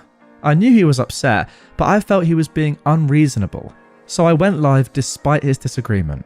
5 minutes in, he called me saying he can't take it anymore, initially claiming it's indirect cheating because of the men in the chat, but then admitting he's embarrassed because going live on TikTok is low life and he can't have his girlfriend doing that. He also said I was negligent towards his feelings for not pausing or stopping the live to respond to his messages the other day. He felt disrespected because not going live was a small favour he asked, yet I chose to be selfish. I explained that I know TikTok lives are associated with cringe, but I wanted to use my most popular platform to speak on elections and encourage voting. I apologised for not responding right away the other day, thinking it was best to wait until I ended the live, given that I was at peak viewers and mid-answering questions about candidates, and it's rare that I use my platforms like that anymore. However, he still thinks I'm in the wrong, and I don't want to make him feel disrespected. So, was I being selfish for still going live? Am I the jerk? Okay, no doubt about it, your boyfriend is just horribly insecure and jealous. I mean, the stuff he's doing just makes no sense at all to me, and he just seems like a terrible person to be doing these sort of things. It's extremely controlling, extremely manipulative. He's also gaslighting you a lot as well. You know, if you've got 200,000 followers on TikTok, you can make some decent money from that. And, you know, who knows? You might want that to be your full-time job pretty soon. I mean, that's more followers than I've got on TikTok, that's for sure. So fair play to you. Him saying it's cringe and that, you know, people are just flirting with you and therefore that's cheating. What? You're just doing it because you're passionate about it and you want to speak about things you care about. It doesn't really matter if it's politics or whatever it is. You're doing it and you enjoy doing it. But he's saying, no, stop doing that. It's cringe. I don't think you're a good match for each other, but that's because I just don't think he's a good person. And also, like, especially on TikTok, but more just on the internet in general, there are always going to be creeps on these sort of platforms. I mean, if you go into any TikTok live with any girl, I mean, they don't have to be good looking, let's be completely honest. You will get a load of creeps. That's a bit harsh, but it is true. You just go in the comments, you just see there would be so many creeps. So it's always going to happen. It's sad, but it's true. So your boyfriend's just got to go. Now for our next post. Am I the jerk for reminding my friend that she married for intelligence and look where it got her? I am a 35-year-old woman and I met my husband, Vince, who is 36, after he saved me from drowning at a pool party when I was 18.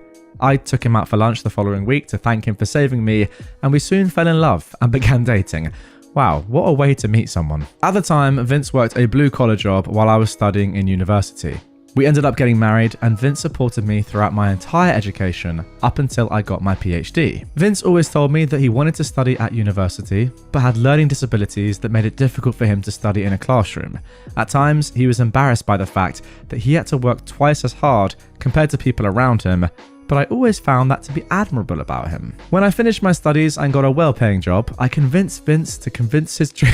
That is wow, what a tongue twister. I'm leaving that in, just so you guys know that I do sometimes mess up.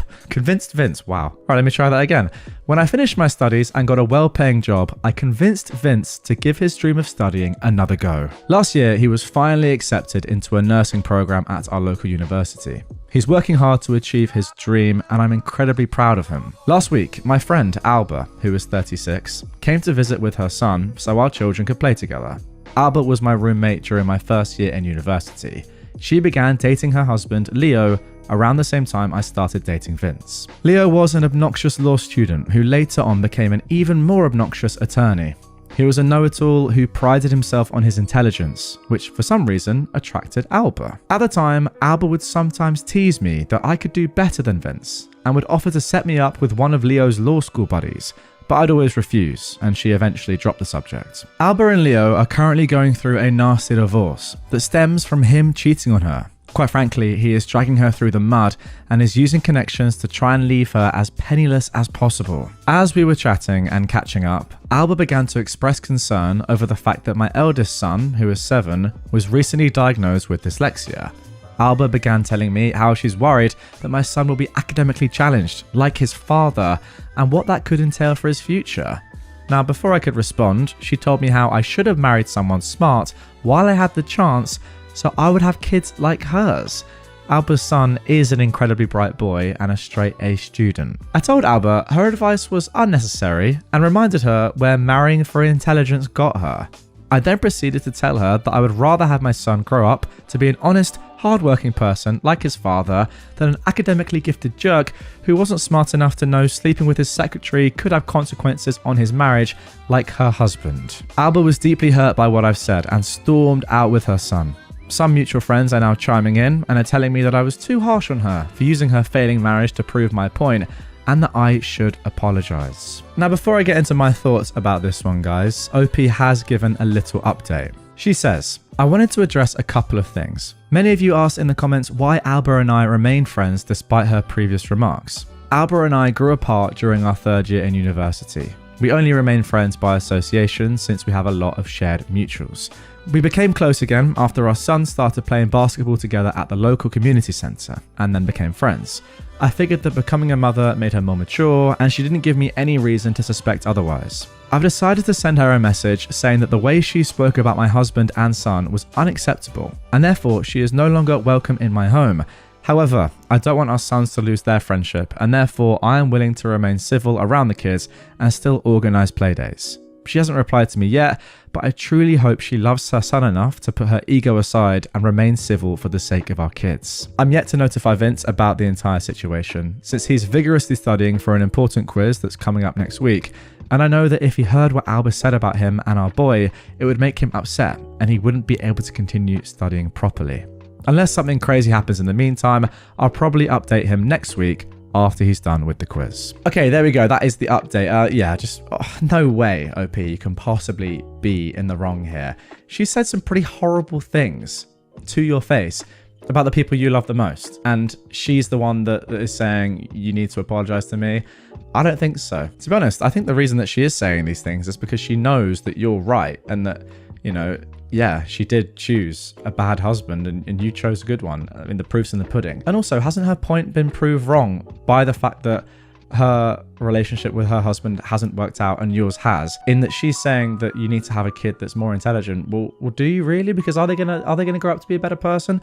Not necessarily. I mean, it sounds like your kid's just a nice guy, and who knows? Her kid could just turn out like her ex-husband. Don't get me wrong, I think there's nothing wrong with going for somebody because they're intelligent. That's an extremely admirable and attractive quality, but it's not the be-all and end-all, that's for sure. I think there are some things that are more important. I mean, we all know somebody who's incredibly intelligent, and we can never say they're not, but they're a dick as well. I mean, we all know somebody like that. Oh, and also, good luck to Vince on his quiz. Best of luck, my friend. Okay, now for our third Am I the Jerk post. Am I the jerk for telling my son I have no plans to motivate or support him after he is an adult? My oldest kid is a good kid, but kind of lazy. His mum has always protected him. She has her reasons. Her first husband and child passed away about 22 years ago. 2 years after that, we met, fell in love, got married, and had a kid. Unfortunately for me, our son's birth was a catalyst for a regression for her. He could do no wrong. If I tried to punish or even just correct him, she'd get upset and start crying or fight with me. If he found something difficult and I wanted him to work through it or try harder, she would step in and tell me to back off or actually just do it for him. This led to our divorce. I wanted to be a father, not a spectator. She fought so I wouldn't get custody. I ended up with visitation. My kid wouldn't do anything though. He wouldn't bring his homework over, and all he wanted to do was play video games. If I didn't let him, he had tantrums. It was exhausting. And she would always back him up. It was always my fault. I remarried to my wife, Diane. We have 2 children and are doing our best to raise them right. My son stopped coming over when he was 14. I still invite him, but he rarely responds. My child support just stopped. His mum has been giving it to him to do whatever he wanted for the last 3 years. Not my problem. But he just called me to see if I could help him with money. I asked what for. He said that his mum can't give him the allowance he is used to. I asked if he was going to be attending some sort of post-secondary school. He said no, so I told him to get a job. His mum has lost her mind. She said she would take me back to court so her poor baby can live his life his way. I wish for the odds to be ever in her favour, and I hung up. Is that okay? That's just weird because I'm rewatching the Hunger Games at the moment. By the way, a great set of books, and potentially an even better set of films. That's up for debate. Let me know in the comments down below. Anyway, now that he is an adult, I never have to talk to her again. It's too bad because I loved her very much.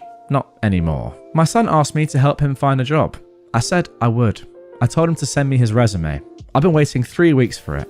He called me yesterday to see if I'd made any progress on finding him one. I said he never sent me his resume. He got upset that I hadn't reminded him. It was one thing. I told him that I wasn't going to motivate him to do anything, that I would be here if he needed help, but that it would never be money again. I let him come over and helped him with a resume. I also taught him about the trades or a community college. He's beginning to understand how effed his future is now that his mum cannot do everything for him. He's upset with his mother now because he doesn't have life skills. She is mad at me for showing him the truth. Okay, now this one is I actually think it's relatively controversial, and I think it's up for debate because of what has happened, OP, to your ex-wife in her life. I don't think that she can be blamed for the way that she has chosen to deal with and raise her son, your son. Now, I know that's not what you want to hear, and it's not ideal for you to to be in a relationship with someone who is parenting your child like this, because we can all admit, we know that's not the right way to raise someone or to parent someone. Just let them have everything.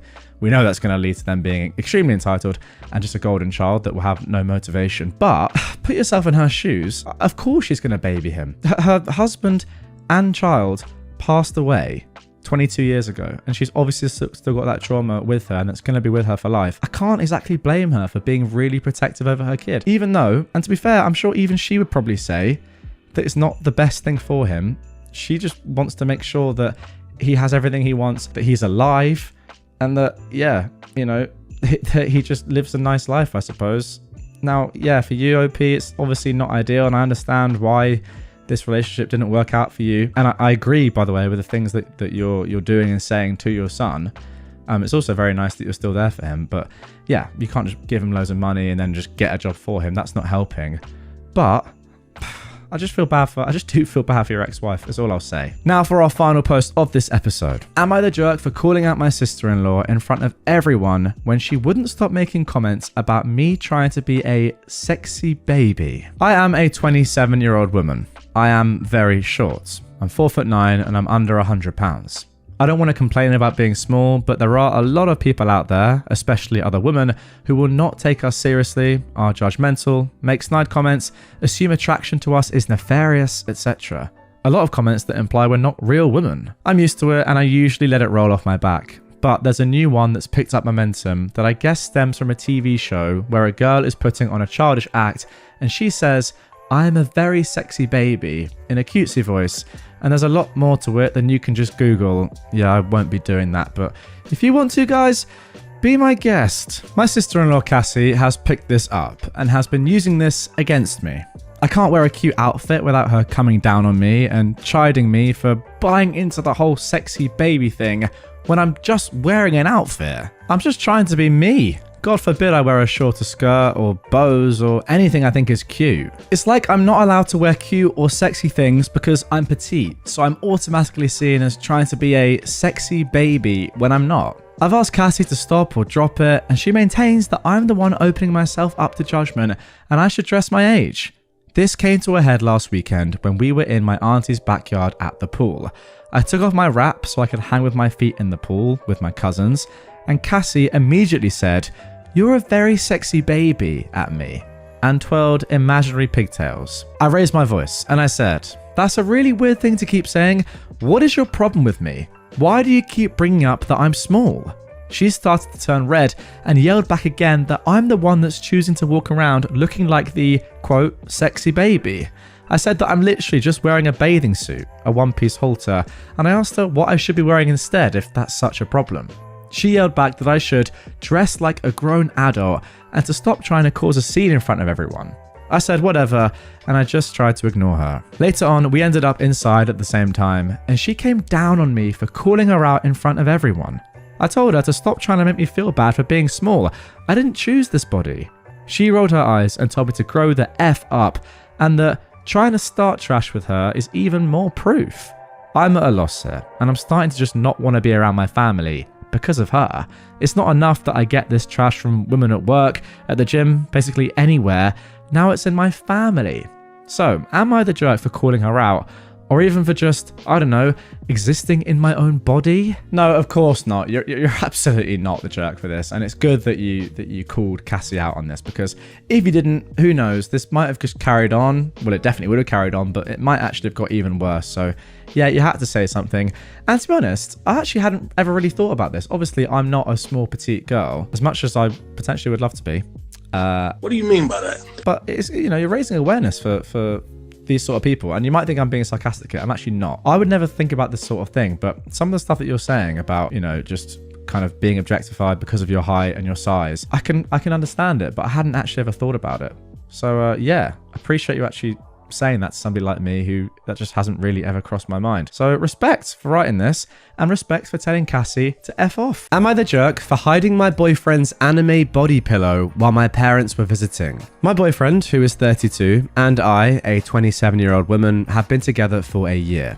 He's only met my parents once over the holidays last year because they live pretty far away. They've been visiting this past week, and since he and I just moved in together, they were excited to see our new place and get to know my boyfriend a little more. We have an extra bedroom, and this has become my boyfriend's gaming room for the most part. But we agreed when guests come over, it would become a second bedroom. He really likes video games, and anime in particular, so he has a lot of toys and artwork that he's collected over the years from different games and such. One thing he has is this anime body pillow that features a sexy anime girl on it. He also has a mousepad for his gaming computer that resembles a busty anime girl. Before my parents came over, I asked him to take down his toys and stuff so they could be comfortable. I was upset to see that he left the body pillow and the mousepad in place. I don't really feel comfortable with either item, but he's really into anime, so I've always kind of left it alone. But I absolutely didn't think it was appropriate to leave it in there when my parents would be staying over. I took the cover off the body pillow and put the pillow in the closet, and I put the mousepad in a drawer in our room. When my parents arrived and we showed them to their room, my boyfriend noticed the missing pillow and mousepad. Later, when we were in bed, he brought it up to me and asked me why I hid them. I told him I didn't think my parents would feel comfortable with those things in the bedroom, and when they leave, we can put them back. He then got really upset. He told me that he feels like I'm ashamed of his interest in anime. He said he spent his whole life feeling like people think he's weird for being into anime, and he didn't expect his own girlfriend to be, quote, just like everyone else. The next day, I noticed him taking some of his manga books off our bookshelf and putting them into a box. I asked him why, and he said something like, I'm putting them away so you don't have to look at them anymore. I feel really bad. I feel like I hurt him, but I just really didn't think my parents would feel comfortable sleeping in a room with those items. But now he's just acting so distant and cold, and he's not really engaging with my parents at all. They keep asking me what's wrong, and I don't know what to say. So, am I the jerk? Okay, before we get into the update here, let's jump into the top comment on that original post. Somebody said, there's a huge difference between anime and video game decorations and sexualized anime content. A busty mousepad and a sexy body pillow would most definitely make anyone feel uncomfortable. I get that it's his space too, but I think a small amount of compromise for a limited time isn't a problem at all. He might see it as you being embarrassed of his interests, but the reality is most people aren't comfortable with sexualized decor. It's not about anime at all. You're not the jerk here. He really needs to have more consideration for others. And the original poster replied saying, that's exactly my feelings too. There's other stuff in the room that's anime and gaming related that was left up, but it was more the sexual stuff that I didn't feel comfortable leaving out for my parents. Okay, let's get straight into the update for this one. Thank you for all the responses, and sorry it took me a few days to update. I was waiting for my parents to leave so I could talk to my boyfriend about all of this. I read through the comments and it kind of validated something I already was feeling. Sexual decor aside, the way he acted the next day when he was putting the books away really bothered me. I ended up explaining the situation to my parents, and they weren't exactly thrilled by his reaction either. I got the feeling after this trip that they don't really approve of him, which is neither here nor there. I'm 27 and I'm old enough to make my own choices, but above everything else, my parents mean a lot to me. I never get to see them, and it was important to me that my boyfriend would present and treat them well while they were here. After they left, I drove them to the airport. My boyfriend refused to come. I came back from the airport and found a couple of trash bags outside the door. Well, it turns out that once I left, my boyfriend started throwing all of his anime things into these bags. I asked why, and he said something along the same lines as before, that clearly his interests weren't welcome in my home, and he'd keep them in his car until he figured out what to do with them. Goodness me, what an overreaction from this guy. I kinda snapped. I've been keeping it together all week for my parents, but I had enough at this point. I told him I never asked him to get rid of his anime stuff, just that it wasn't appropriate for my parents while they were staying with us. I told him this reaction is unfair and he's being manipulative. I told him that this week was supposed to be about him getting to know my parents, but he was too fixated on this anime issue to even spend any real time with them. He then called me manipulative for making him believe that I was cool with his love for anime for the past year, when I was clearly ashamed of it. He also said he didn't want to be a part of a family that doesn't appreciate anime. We went back and forth for a while, and then I told him we needed space. I wasn't even really planning that, but it came out and it felt like the right thing for me. Well, he then started crying a lot and apologizing and immediately tried to take back what he said, but I was just done at this point. He left eventually, and now I'm here in this apartment alone. Well, and the mouse pad and body pillow. He left those behind. Anyway, I don't really know if we're broken up officially or what, but it seems to be heading that way. I'm just feeling awful, and I almost wish this all happened before my parents visited because I feel like it tainted the whole trip. But yeah, thanks for the replies, guys, and for helping me open my eyes a bit. Yeah, I completely agree with every comment that's happened so far. Obviously, you're not the jerk here at all, OP. And if this guy cannot understand the difference between, you know, having a nice passion for anime, having a few collectibles, etc., which is obviously completely fine, a passion shared by, who knows, maybe even billions of people, but yeah, definitely millions and millions of people in the world, and then having sort of, you know, clearly sexual stuff that yeah, it's anime related, fine, but it's still sexual stuff, then that is just weird, and that just shows that he just has no concept of reality, I suppose, and yeah, the fact that he cannot understand the difference between those two things is extremely concerning, not just right now in the short term, but going forward. I would definitely break up with this guy. I don't even think I need much more context than this story alone. If my partner didn't realize the difference between anime and then having like a massive anime sex doll and me not wanting that to be in the, well, I mean, it's not a sex doll, but you know what I mean, me not wanting that to be in the same room my parents are going to sleep in, I'd probably be like, okay, well, you're just a bit stupid then, aren't you? Sorry. I actually do agree with some of the comments. Like, is it a bit weird having a sexy anime body pillow and then like a busty anime girl mouse pad anyway? I feel like that is just a bit weird. I'm all for having like models, anime models, in terms of, you know, just like characters that you like, or yeah, you know, like Overwatch, for example. That's a game that I used to really enjoy. A lot of people have sort of figures from that game, Legos, etc., whatever it is, that sort of stuff. But yeah, just the sexual stuff anyway, when you have a girlfriend living with you, I do think it's a bit dodgy. I don't know if you guys agree with that. I think it's just weird. But yeah, let me know your thoughts on this one down below. Do you think OP should just ride this one out and come to an agreement in the short term with her boyfriend? Or do you think it's more of a bigger issue here? Because I definitely do. My ex-girlfriend opened up 2 credit cards in my name after we broke up. She ran up about $7,500 in debt, mainly shopping at Nordstrom and Macy's. Her current boyfriend is now threatening me. My ex and I broke up a little more than a year ago.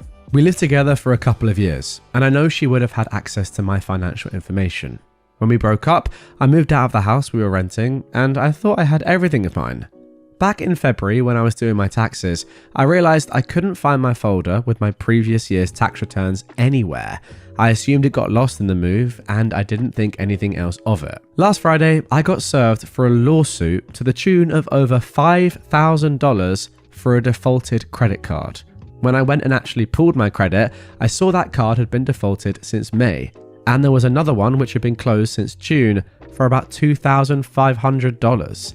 Seeing as I had no knowledge of this, I immediately disputed both of the accounts on all 3 bureaus' websites. I was able to talk with someone for one of the cards, and they said it was opened in January, well after I had moved out of my old house, and the cards were sent there.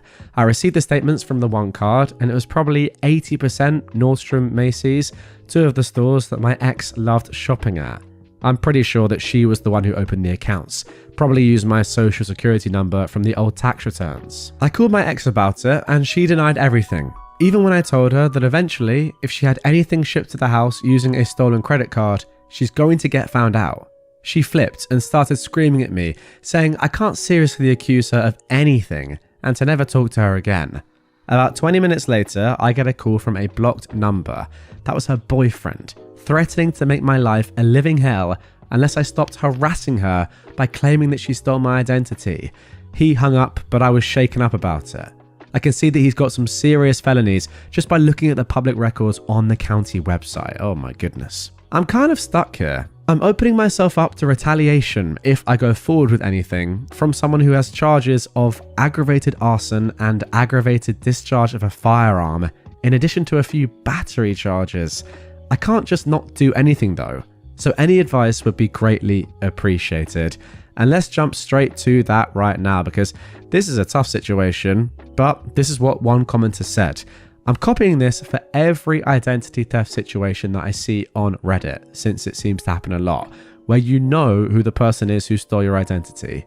This is all information you can find in this sub and others. This was actually originally posted on the subreddit r/credit score. Firstly, call the police. You are the victim of identity theft, plain and simple. It doesn't matter who did it or what your relationship is to them.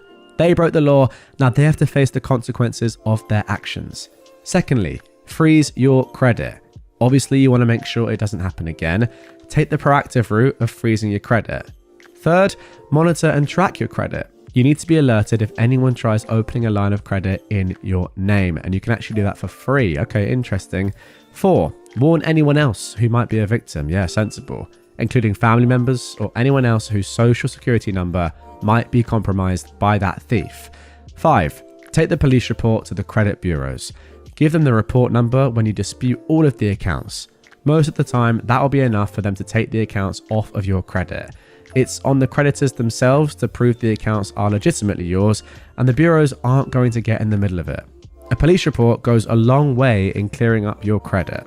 Don't take identity theft lying down, even if it's someone close to you. If you let them get away with it, get ready for 5 to 10 years of bad credit, collection agencies coming after you, lawsuits, and more. For this specific case, you need to go to the police like now. This guy seems like an incredibly violent person. I would get a restraining order as soon as possible. Does he know where you live? I also wouldn't contact your ex at all about anything else. Let it all go through the court system. And the original poster replied to this saying, I plan on calling the police. I was just kind of freaked out about the whole situation. How do I get the police report to the credit companies? Someone else said, file a police report for the fraud. Contact the lenders and provide the police report number and jurisdiction. Let the police and the bank sort it out. Provide all that info to the lawyers that filed the suit and bring it all to court. Do not skip a court date. So, there we go. That is the original post and some great advice down below. I have to agree with OP though. Like it's one thing being in this situation, knowing this is happening to you and knowing you have to go to the police. But when you're getting physically threatened by someone that you know has gone to jail for physical assault before, that is a lot more scary, to be honest. So I understand the concern. Anyway, let's get into the update. This was posted just a week ago at the time of recording, 1 month after the original. So I followed the advice in the comments and I went to the police. Quick and painless process. I was in and out in maybe 30 minutes with a report number. I never received another call from my ex or her boyfriend. I gave the report number to the credit card companies and the credit bureaus. I was told I didn't have to do anything else at that point, but to show up to the court date for the lawsuit. I learned through a mutual friend today that my ex was arrested this morning. Apparently, the county put out a warrant for her last week, pulled her over on the way to work.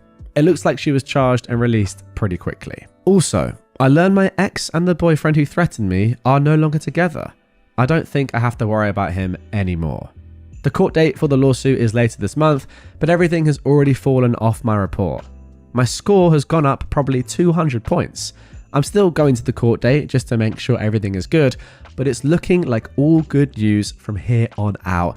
Well, that OP is amazing to hear. Somebody said down below, that is awesome news. Your story will also serve as inspiration for others to pursue justice when they've been wronged. And somebody finally offered one more piece of advice. Make sure you put a freeze on your SSN with all 3 credit bureaus if you haven't done so already. Goodness me. I mean, so many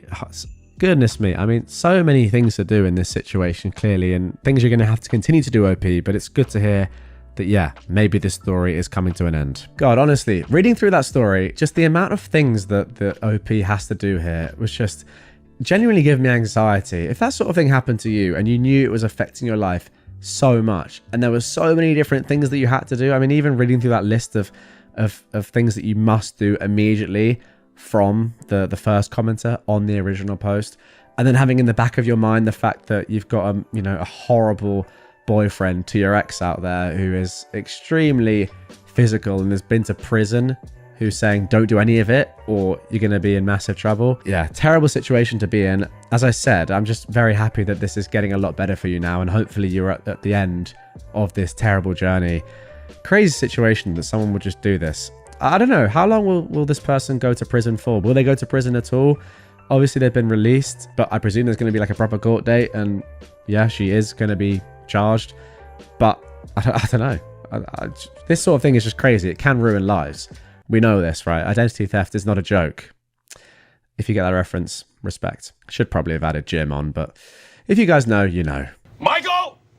Oh, that's funny. Michael! Now, one thing I will say, just to end this, is that I think IP's not going to want to hear this, but I personally would still be a little bit concerned about your ex's boyfriend or your ex's ex now. Because he just seems like a completely cooked individual. He seems unstable. I don't know. I don't know how you protect yourself from that individual, but I guess just when you're going through this whole process, keep mentioning him to the police, because threatening somebody like he's done with his history, I'm sure is not allowed either. So yeah, just make sure you're covered from that and get all the help you can from the authorities. Good luck is all I can say. Am I the jerk for flirting with 19-year-old girls and defending myself when being called a predator? Okay, so as I said, this was originally posted in 2019. I'm 31 and I recently ended a long-term relationship. I was broken. I recently went to this cool restaurant/bar downtown with one of my buddies to have a good time. Anyone of any age can come in. While we were there was a girl who was celebrating her 19th birthday. They sang happy birthday and they were allowed an outside cake with 19 on it. The birthday girl was pretty, so I wanted to go and chat her up. Her friends were super cute too. My buddy told me to leave them alone and that they looked like babies. He didn't want to go over at first, but since the breakup, every other woman but my ex has been invisible, so he went to wingman me. We walked over and wished her a happy birthday. I thought things were going well and the women were laughing. Then, all of a sudden, one of the girls snaps at me to, quote, "Take a frickin' hint, R. Kelly." I was taken aback and just said, "Excuse me?" She said to read the room and that they were uncomfortable. Another asked us to go away. I was gonna go, but I was really bothered by the R. Kelly comment. I said it's effed up to call me a predator when we're all adults here. My buddy wanted to leave, but I stood my ground. The birthday woman said that it didn't matter. It's weird for someone my age to hit on them, especially when they make it obvious that they're uncomfortable. Then made another R. Kelly comment by asking if she looked like AITA to me, which upset me again. I apologized for making them uncomfortable, but that didn't give them the right to call me a predator. One of the women said it was a personal problem. I said that adults are allowed to hit on adults. It's not a crime. One woman just asked why I was still standing there and yelled at me to go away. I was annoyed, and when I left, their entire table was singing Remix to Ignition and laughing their butts off. I was furious and humiliated. When we sat back down, I was seething.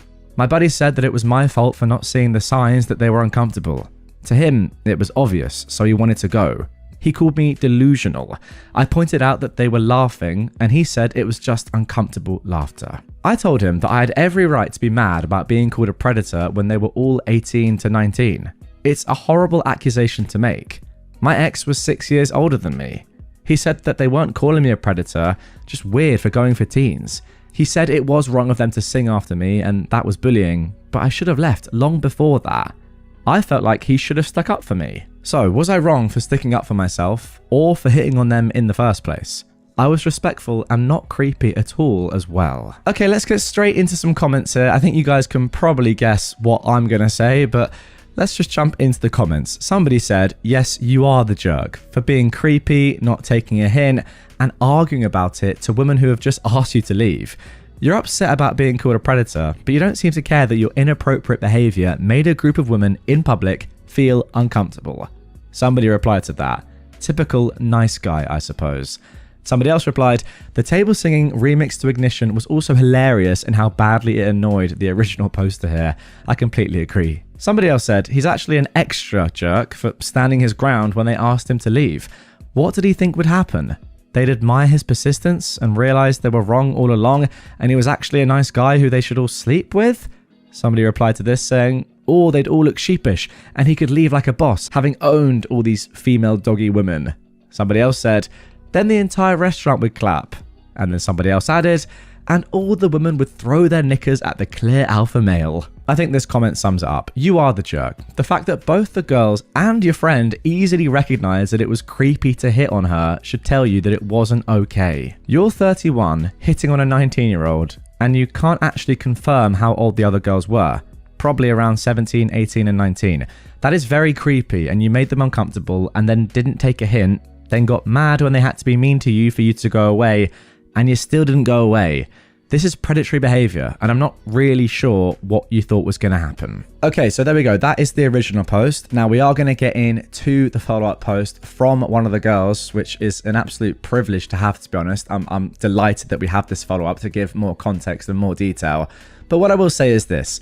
After like the first line or the third line, you are automatically the jerk. If you're 30 years old, 19 is too young. It's as simple as that. I'm 26. For me, 19 is like it's not even a question. It's so young. A 19-year-old girl is like a child in comparison to me. They're not attractive because they're 19. It's just too young. It's too much of an age gap. I'm sorry, it just is. I wouldn't even consider it for even a split second. I mean, to be honest, the lowest age I'd probably go at 26 would maybe be 23 at a push. Probably 24. Just being honest. 19, as you can tell, is miles off it. I mean, my sister's 23, 4 years younger than my sister. Not at this age. 30 to 19 is a ridiculous age gap. You were 11 when they weren't born. Like, you were in secondary school in the UK. Absolutely not. But anyway, the more stuff we read there, the more of a jerk you got, obviously. I mean, standing your ground when girls in public are asking you to move on. You just are a jerk. Sorry, it doesn't even matter what you're doing, just leave them alone. Anyway, let's then get in to the follow-up post. Okay, here we go then. One day after the 30-year-old's post, we got this. I have never had a Reddit account before, but my journalism TA showed us it, and sometimes I'll just check the front page for news. Earlier, I saw a post up there that basically described my birthday dinner like 3 weeks ago. At first, I didn't really care, but now I just feel the need to clarify a few things. Even though I know most people called that guy a jerk. Some people got aggy about the R. Kelly comment and singing Ignition. Was it mean? Yes. But I'm done being nice to creeps. For what it's worth, by the way, I completely agree with one of the comments. That's really funny. And you are allowed to make dark jokes like that. I mean, the world's gone mad if we're not allowed to make jokes about stuff like that. I'm sorry. That's the exact sort of thing I do. Very funny stuff. No, it's got nothing to do with the fact that he actually did horrible things. It's just a joke. All right. And if you don't understand that, then you're a loser. Now, the girl continues. This was not a bar. It was actually a bar and grill, but it was mainly a restaurant that just happened to serve drinks. We were sitting near a family, so we weren't in a setting where people go to get hit on. We were minding our own business and we were just having fun in the corner. He came and wished me a happy birthday. I said thanks, and we all went back to our conversation. I did appreciate being told happy birthday, but he stuck around. We laughed uncomfortably and went back to our conversation. He stuck around and kept interrupting us. Each time he said something, we nodded and then turned our backs to him. We actually said, thank you, bye, a few times, but he was still standing there talking to us. His friend kept finding excuses to leave. I was annoyed, uncomfortable, and disgusted, but I gave him a respectful, okay, have a good night, here's some cake for home, bye.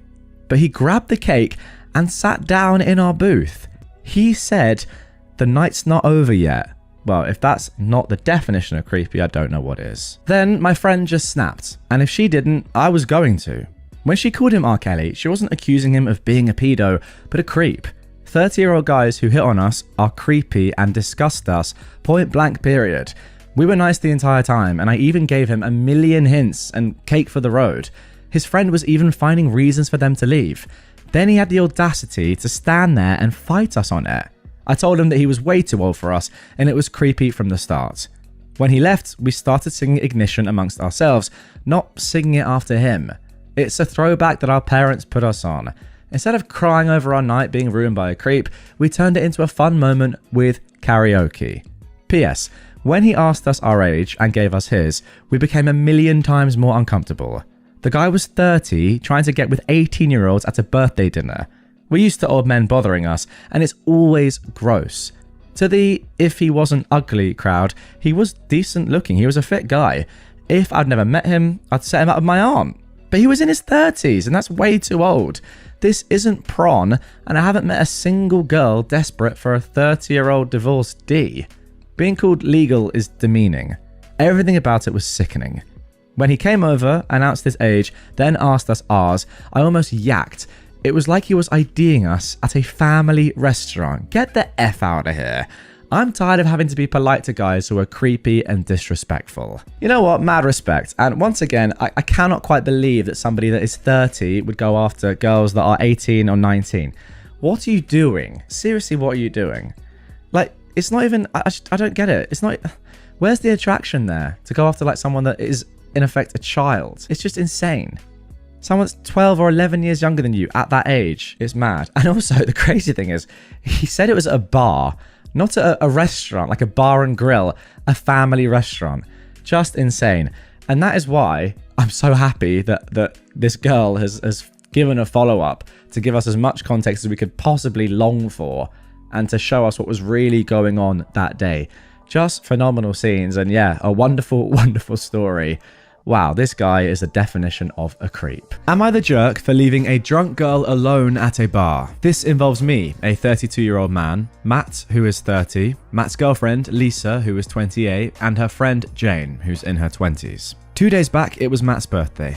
He invited me and a few of our friends to a small birthday dinner at this restaurant, which is also kind of a bar. The plan was to eat, drink, and chill. Matt's girlfriend, Lisa, also invited a few of her own friends. It was a group of around 15 people. I mostly hung out with my own friends and Matt's, and Lisa's friends with her. One of Lisa's friends, Jane, kept trying to talk to me throughout the evening. It was kind of awkward for me as I'm an introvert, and the conversations with her felt like they were going nowhere. At around 12, I decided to head back home. Jane came up to me and told me that even she wanted to go back home. I was like, okay, cool. Then she asked me if I could drop her off at her house. I asked her where she lived, and she told me some address that wasn't even on my way, so I told her to ask someone else to drop her off. She asked me if I was sure I couldn't, and I was like, yep, absolutely. Jane was visibly drunk, but I figured she had like a group of friends, so somebody would give her a ride. Also, I was tired as frick, and I just wanted to go back and sleep. The next morning, I woke up to some very angry messages from Lisa. She was furious at me for leaving Jane alone at the party. Apparently, they all assumed since I was hanging out with Jane, I would have the decency to drop her back home. I told her that I talked to Jane for a total of like 15 minutes in the entire 3 to 4 hours, and I don't understand why everyone wanted me to be her personal chauffeur. All of her friends obviously think I'm a huge jerk. Matt has decided to stay neutral on this. Okay, let's jump into the comments before we get to the update on this one. Somebody asked OP, what does Jane think about this? Apparently, says OP, even Jane thinks I'm a jerk for not dropping her home. I'm actually kind of stumped at her behaviour, to be honest. Somebody else asked about OP's feelings or lack thereof for Jane. I'm pretty sure Jane is in her early 20s. Part of the reason the conversations were awkward with her was because she sounded like a kid to me. I felt there was a generational gap. Hooking up was out of the question. Then OP said to another commenter, it felt like a generation gap to me. I'm about to be 33, and I'm guessing Jane is younger than 25. And then finally, somebody said, Matt doesn't seem like much of a friend, bud. But OP said, I feel Matt is just trying to not annoy his girlfriend. I don't blame him, honestly. Yeah, that is exactly the impression I got when OP said that Matt has decided to stay neutral on this.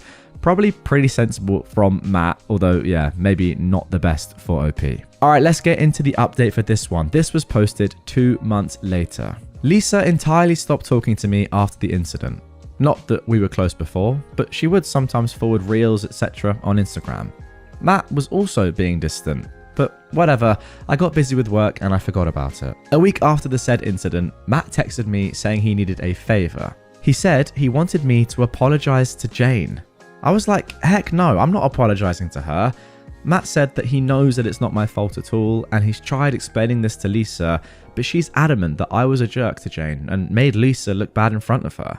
Apparently, Lisa gave Matt an ultimatum, saying that if I don't apologise to her and Jane, Matt needs to cut me off. This honestly was some high school BS that Lisa was partaking in, and it was very toxic. And I told Matt the same thing, but he was really desperate and pathetically sad, so I agreed to text Jane an apology. But this apparently made Jane think that I'm interested in her or something, and I felt like an absolute idiot for agreeing to apologise. She started texting me a lot. In the beginning, I gave monosyllabic replies, but then her texting increased a lot, and I straight up hit her with, please stop texting me, I'm not interested. This hurt her, and she snitched about this to Lisa. Again, high school BS. And Lisa started threatening Matt to go no contact with me. They fought about this non-issue for like a week, and this made Matt realize that Lisa is actually really toxic, and they broke up. Jane hasn't tried contacting me either. Life is peaceful for the time being. The end. And somebody has commented on this. It sounds like Jane wasn't the only one causing drama and being toxic. I'm glad you were able to cut out the negativity in your life. And OP replied, I'm glad Matt got back to his senses, to be honest. Okay, so there we go. A lot to unpack there, but I'm pretty sure I know what's going on. And the first thing that's obvious to say is that OP did absolutely nothing wrong here. Just because you chatted to someone for a few minutes at a party and they asked to go home with you, or, you know, at least have a lift back to their house with you, it doesn't mean that you have to do it at all, especially given the fact that it's not on your way home either. Yeah, there's no reason at all for you to give someone a lift if you don't want to. Like, it would have been a nice thing to do, sure, but you didn't want to, that's completely fine. But yes, I'm pretty confident that what's going on here is that Jane is just into you, my friend. Simple as that. She just fancies you. And that is why she chatted to you loads. That is why she wanted to have a lift back with you. That is why she's probably pretty devastated as well when you said no, and was also messaging you loads when you then apologized to her. It's pretty obvious to me that she just fancies you. Simple as that.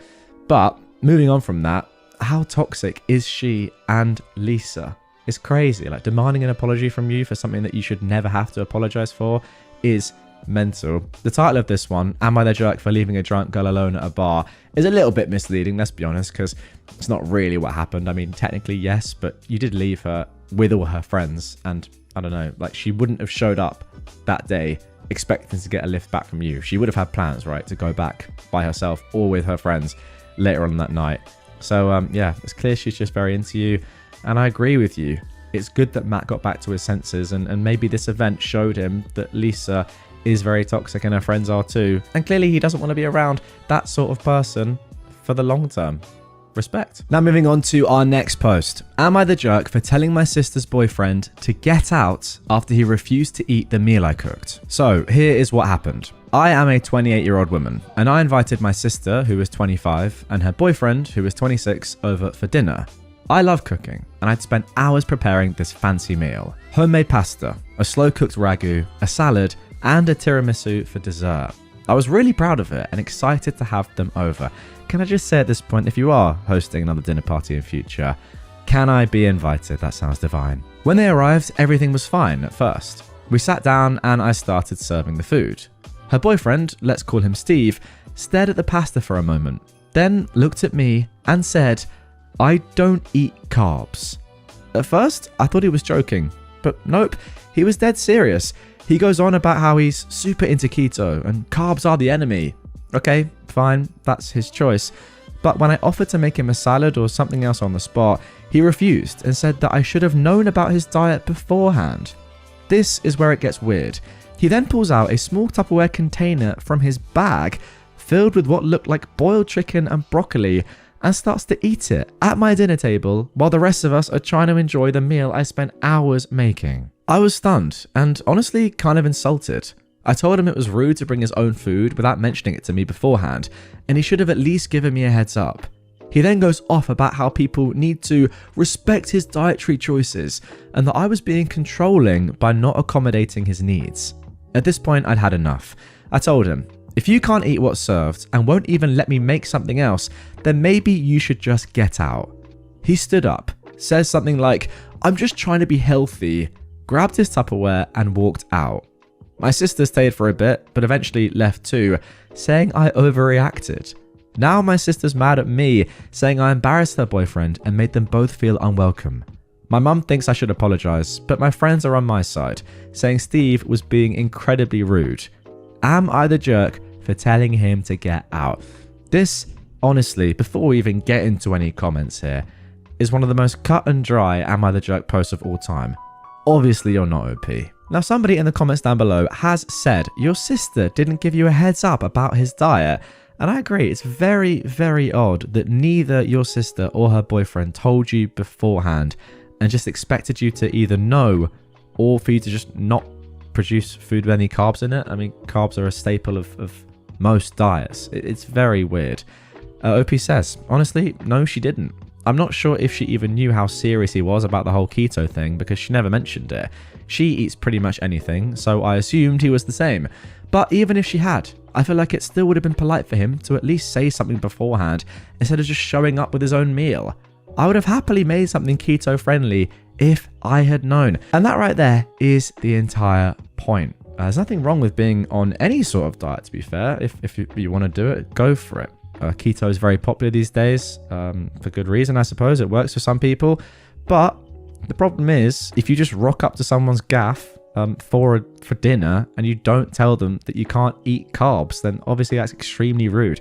How on earth are they supposed to know that? And yeah, I mean, there's nothing wrong with a carb-free meal, and I'm sure, as OP has said, they would have happily made it for their sister's boyfriend if he had told her beforehand. But just rocking up without saying that, and then just producing your own Tupperware so you knew you were going to do that anyway, is crazy rude. Anyway, let's get into the update. This came 6 days later. Well, buckle up, because things have escalated in a way I never expected. After my initial post, I figured things would calm down once my sister had time to cool off. But spoiler alert, they did not. So, the day after I told Steve to leave, my sister texted me saying they want to talk things through at a family dinner. Maybe at a neutral restaurant where we could hash it out like adults. Nope.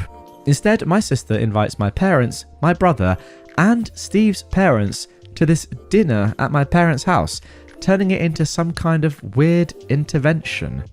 I show up thinking it will just be a casual conversation, but the moment I walk in, Steve's mum, let's call her Carol, is already going off about how Steve has always had special dietary needs and how people who care about him should respect his boundaries. The woman acts like the guy has a life-threatening allergy, not a trendy diet. My mum is sitting there looking super uncomfortable, while my dad is just quietly sipping his beer, clearly wishing he were anywhere else. So, Carol starts listing off Steve's dietary restrictions, and she's acting like I personally offended the whole keto community by serving pasta. Then, brace yourselves, Carol pulls out a folder. Yes, a literal folder with printouts. She hands one to me, one to my mum, and one to my dad. I'm flipping through this thing, and it's full of Steve's dietary guidelines, suggested meal plans, and even a list of keto-friendly restaurants we could go to in the future. What is going on here?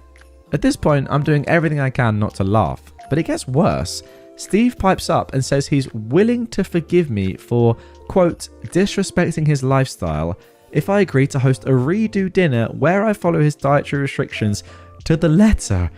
He says this will prove that I'm serious about making amends and respecting his needs going forward. I thought he was joking, but no, he was dead serious. He even pulled out his phone to show me some keto recipe apps that I, quote, might find helpful. I was in total shock. My sister, by the way, said absolutely nothing during all of this, just staring at her plate like she wanted to disappear. My mum, bless her, tries to smooth things over by suggesting we all just eat whatever we want when we're together, but Carol snaps. It's not that simple. She says that in their family, they all follow keto together, and that is why Steve is so passionate about it.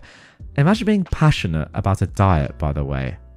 What? At this point, I've had enough. I stood up and said, look, I'm not redoing the dinner. I'm not making anyone a special keto feast. If Steve can't eat what I cook, that's fine, but bringing his own meal to my dinner without even telling me was disrespectful, and I'm not apologizing for feeling that way. And then, this is where it gets absolutely bonkers. Steve's dad stands up, points at me, and says, this is exactly why Steve doesn't trust women to understand him. They always make it about themselves. The whole room went silent.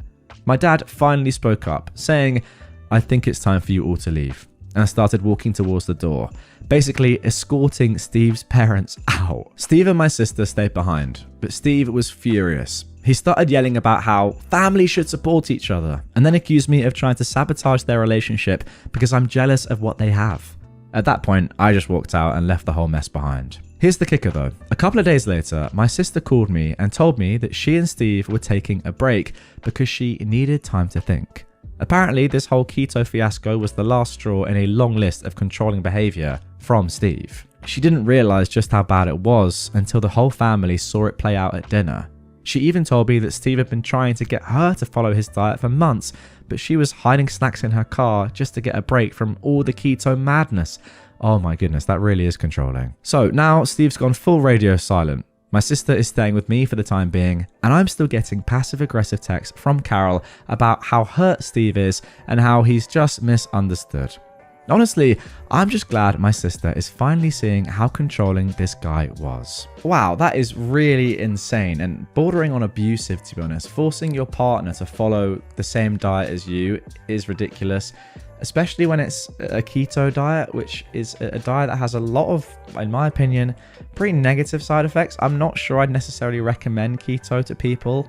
I've done quite a lot of research on keto, to be fair. It's something that I thought about doing like a while ago, just trying it out. But I'm just not sure that I would recommend it, knowing what I know now. I just do think that carbs are a very, very important part of a diet.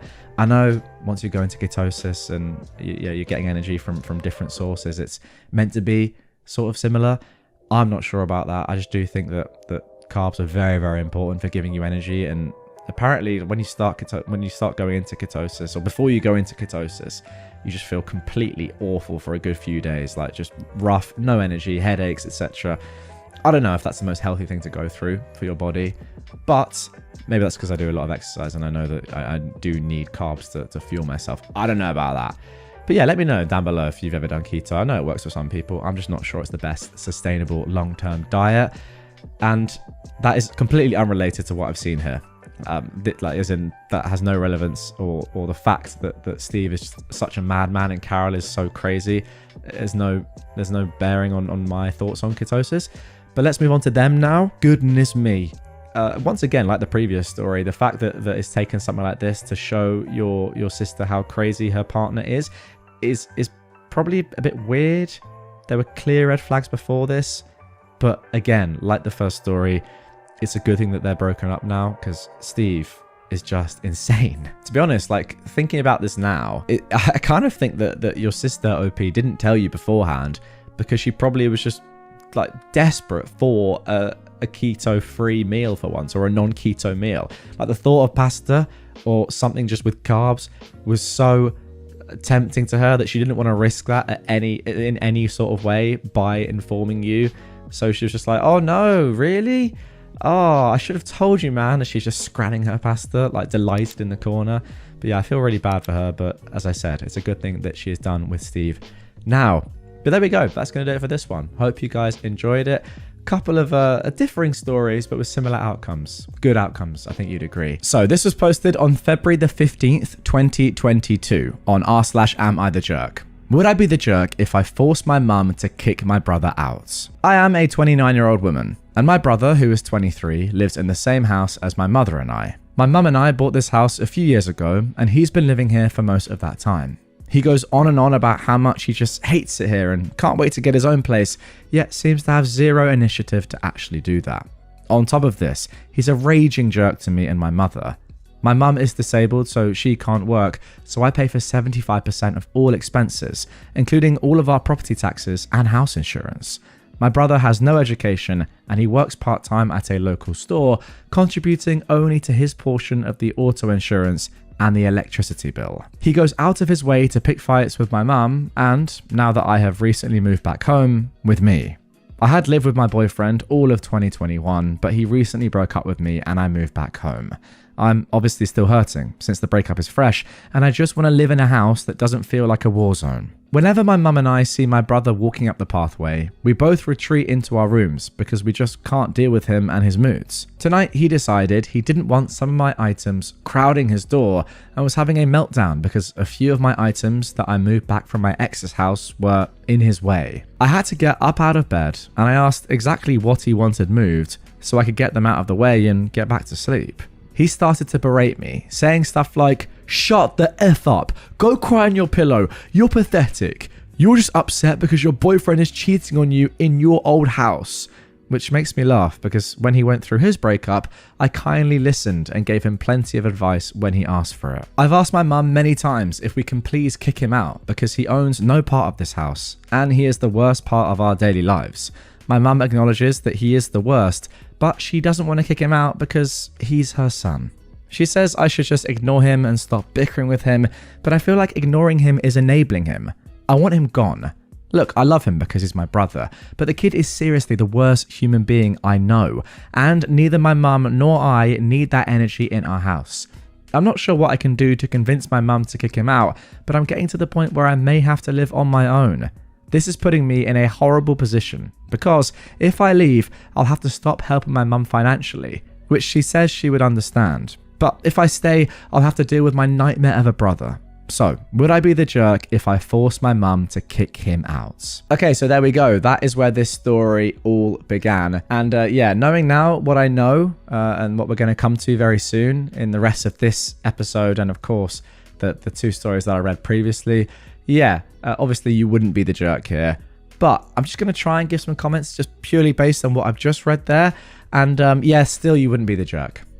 This guy just sounds terrible. He is also 23. It's not as if he's 16 and would have nowhere else to go. I mean, he wouldn't have anywhere else to go, which is tough, but you are 23. You can't expect to live in someone else's house at 23. Look, it's lovely that he is able to do that. And I mean, I was going to say that surely deep down he is grateful, but actually he's probably not. Maybe to wake him up and to you know, give him some sort of like jump start or like kick in the head to actually get going in life, he needs to be sent out of the house.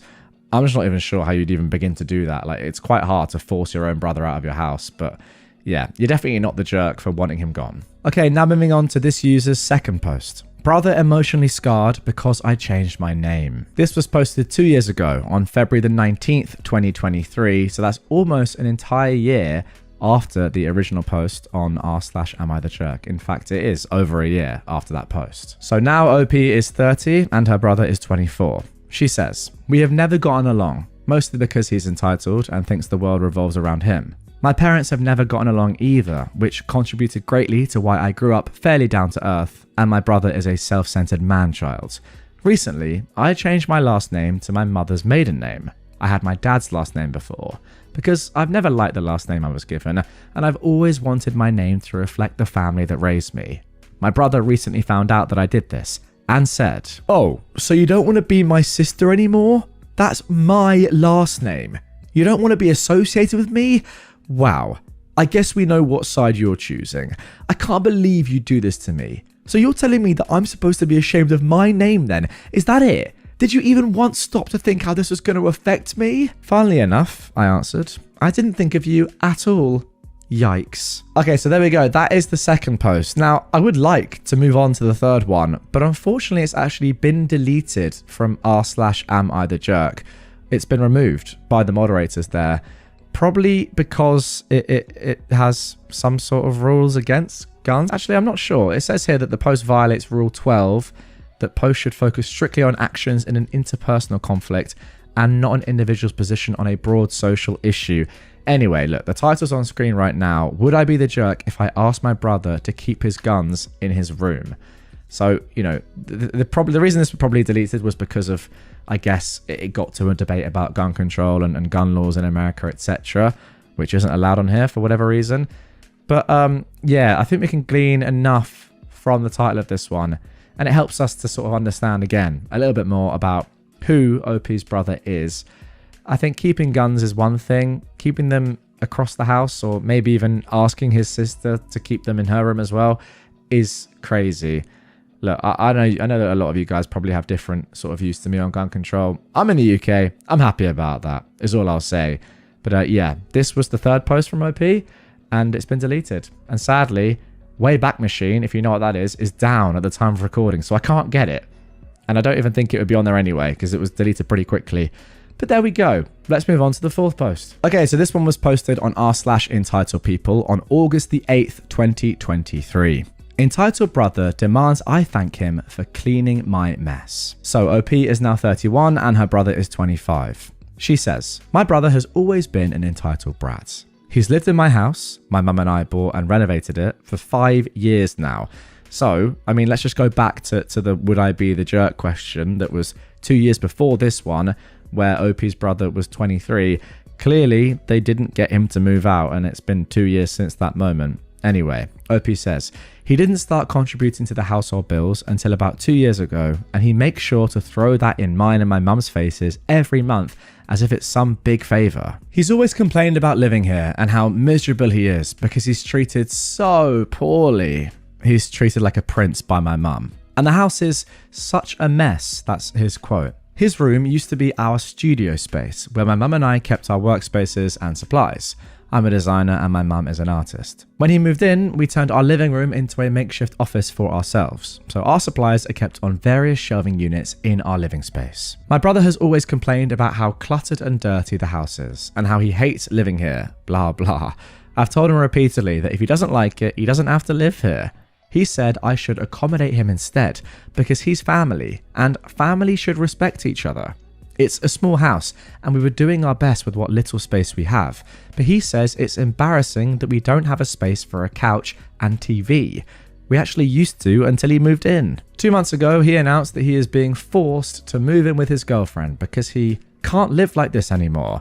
Because my mother and I are just so awful for asking him to help with the bills, and we have the audacity to have our workspaces in the living room. Since he informed us of this, he hasn't packed a single box, and he refuses to give me any kind of time frame. But I overheard him telling his dad he expects to move out in September. Today I came home to a bunch of stuff, including kitchen items like sodas and snacks, stacked in my room and on my work desk, which had my laptop and my design drawings on the tabletop. I was confused and annoyed because I was afraid they'd been crushed. I asked my mum if she did that. She told me it was my brother. I went to him to ask why the heck he did that and that I didn't appreciate him moving my stuff and potentially ruining my work. He went off on me, saying he made an executive decision to finally clean up. I laughed because he has his own bathroom and the largest bedroom, and they're both filthy. He decided my mum's and my things needed to be allocated to our spaces and kept out of the communal spaces, the kitchen and dining area. His logic was since I'm the only one who consumes certain sodas and snacks that they need to be kept in my room. None of his foods or drinks were taken out of the kitchen, by the way. Anything that he didn't deem worthy of being in the communal spaces, he just tossed into a pile on mine and my mother's desks and in our rooms. Mind you, his shoes, moving boxes and bags are all over the hallway. My mum and I always have to step over his trash when we walk by his room and we don't move anything. I told him he needs to respect our things and our space, but he said it's not for me to dictate. I said, yes it is, it's my house, but he wouldn't hear it. He screamed at me, saying I had to thank him for cleaning my mess and that I better apologise for being so ungrateful.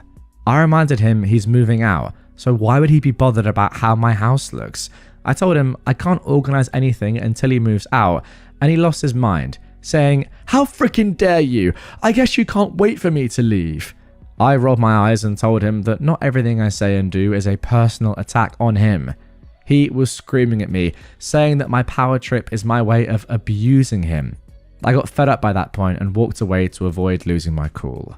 It takes a very deluded person to make demands and set rules that never seem to apply to him in someone else's home.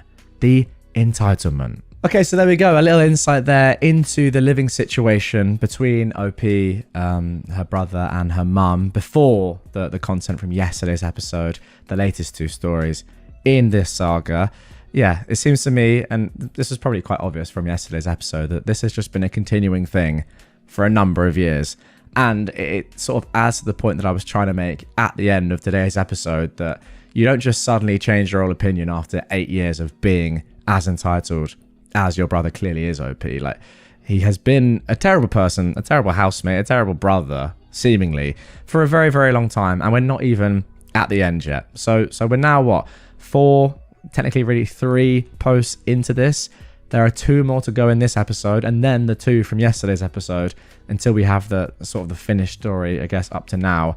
So let's jump into the next one. AmITheJerk for asking how my boyfriend's convo with my mum about us getting married went. This was posted on February the 22nd, 2024. So just 8 months ago now at the time of recording. I'm in a wonderful relationship, but have a very tumultuous home life.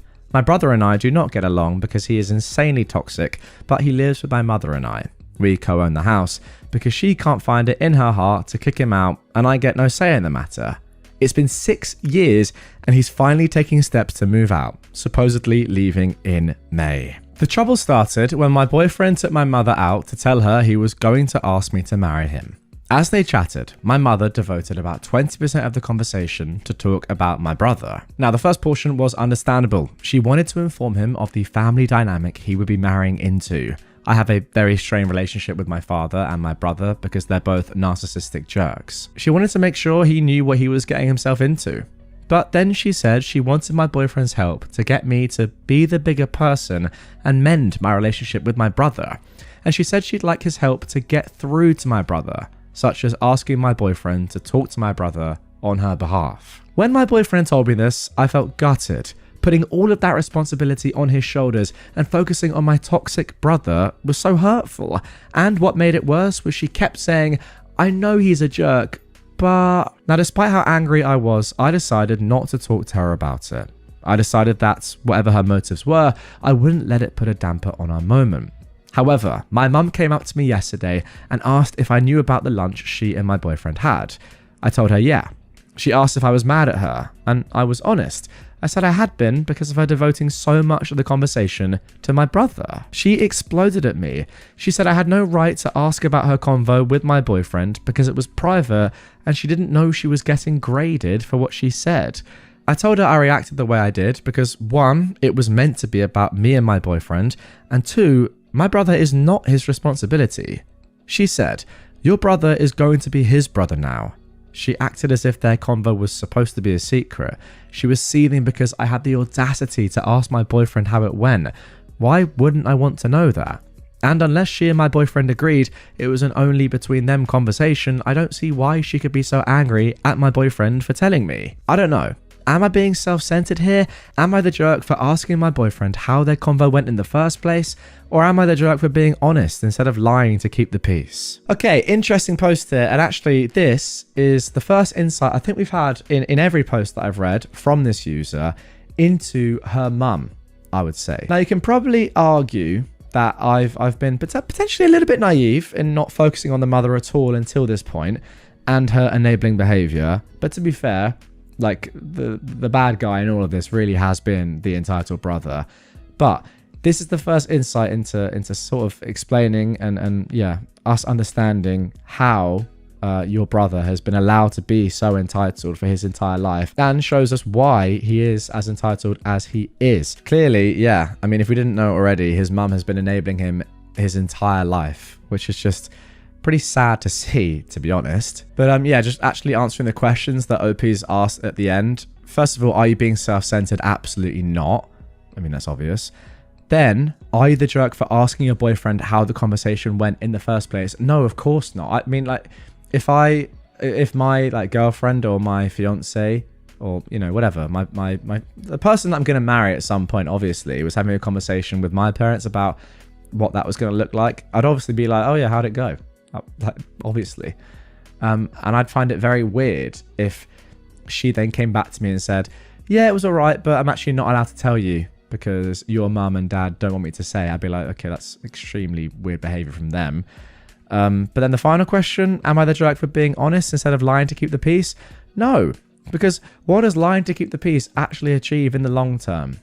Nothing, in my opinion. I think, yeah, the more and more we hear from OP about her family, the more and more we realise that maybe, despite the fact that her mum probably is quite nice in general, maybe she's the only one that actually has some sort of common sense. I don't know. Maybe I'm going too far. Maybe I'm being a little bit too harsh on her mum, but I don't know. People who are entitled are often only entitled, or at least are entitled mainly because of other people enabling their behaviour. Like, it's very rare that you just see a random entitled person and they'll just be entitled for the sake of it. No, I don't think anyone is genuinely born entitled. Normally, it's other people in their life that have made them like that, or things that have happened to them at the very least. But yeah, there we go. Now let's move on to the final post of this episode. What should we even call this? Like, it's sort of like the prequel to yesterday's episode, I suppose. This one was posted just 7 months ago. Entitled brother finally got what he deserved. I am a 31-year-old woman, and I'm in shock over the throwdown that I witnessed between my mum, who was in her 60s, and my entitled brother. Ooh, this is interesting. Maybe the mum does have a backbone after all. Let's see what happens. My brother has been mooching off of my mum and I, she and I co-own our house, since 2017. He lived rent-free for 4 years. Finally, my mum managed to force him to pay his form of rent by paying some utility bills, a total of about $450 a month, since 2021. He's never paid his bills willingly.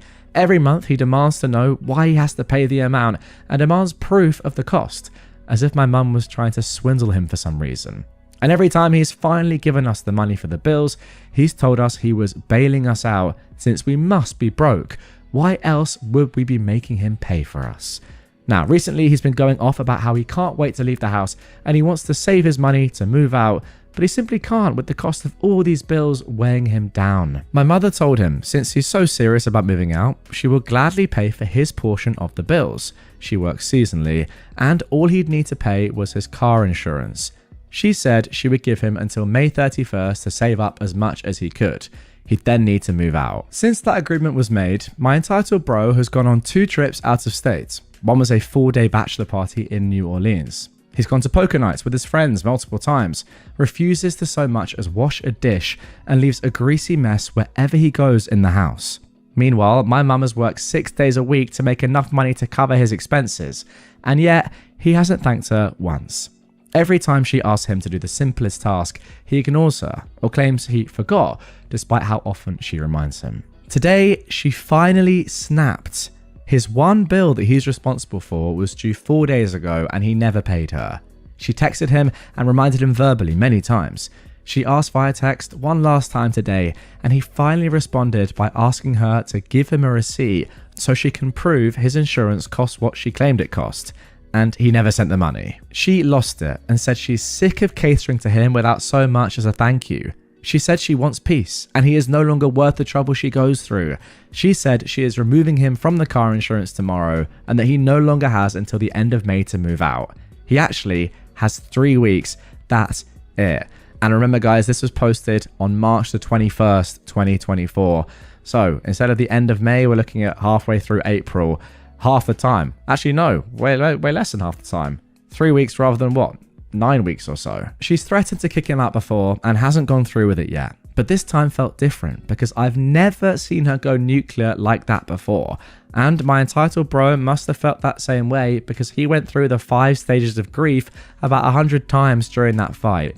He screamed, cried, accused, name-called, tried to pull me in to defend him, tried to pull in his dad, who lives 2 hours away, to defend him, tried to call my mum's sisters to defend him, claimed getting his own insurance was an emotional burden, claimed she needs professional help because she is obviously out of her mind, said that she obviously doesn't care about him, otherwise why would she so cruelly deprive him of such valuable resources. He went on and on for 3 hours and she didn't budge. I don't want to get my hopes up that she'll stick to that 3-week deadline, but this is the closest she's come to evicting him.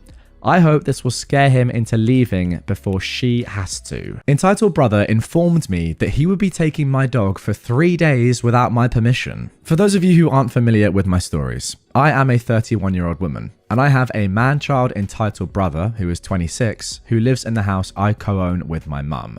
My mum has told him he has until May 31st to move out. This was originally posted 6 months ago in April of this year. I've been anxiously waiting for him to leave, doing my best to bide my time, but I finally reached the end of my rope, and for something that I'm not sure is the straw or the log that broke the camel's back. Last night, while I was in bed, my entitled bro informed me that he would be taking my dog, Spot, for 3 days on some fishing trip. I told him there's no way he could do that, but he said he wasn't asking, he was telling me. He said, he's my dog too, and that he's entitled to take him whenever he pleases. But here's the thing. 9 years ago, my entitled brother demanded a dog. I begged my mum not to get him one. He had one previously, but neglected it, and my mum ended up rehoming it, for which he never let her hear the end of it. But of course, she caved, and the same problem persisted.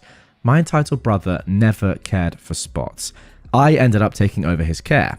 I paid for his vet bills, I fed him, I took him to get groomed, etc. Things came to a head when we had to move in with family members, and they said we were not allowed to bring a dog. My entitled brother didn't do anything to find Spot a new home. It was my problem. I found him a foster home, where I visited him every day after my college classes ended, and I was able to get him back 2 years later when we finally had a place to live again. Additionally, when I moved out of my house for a year, Spot went with me.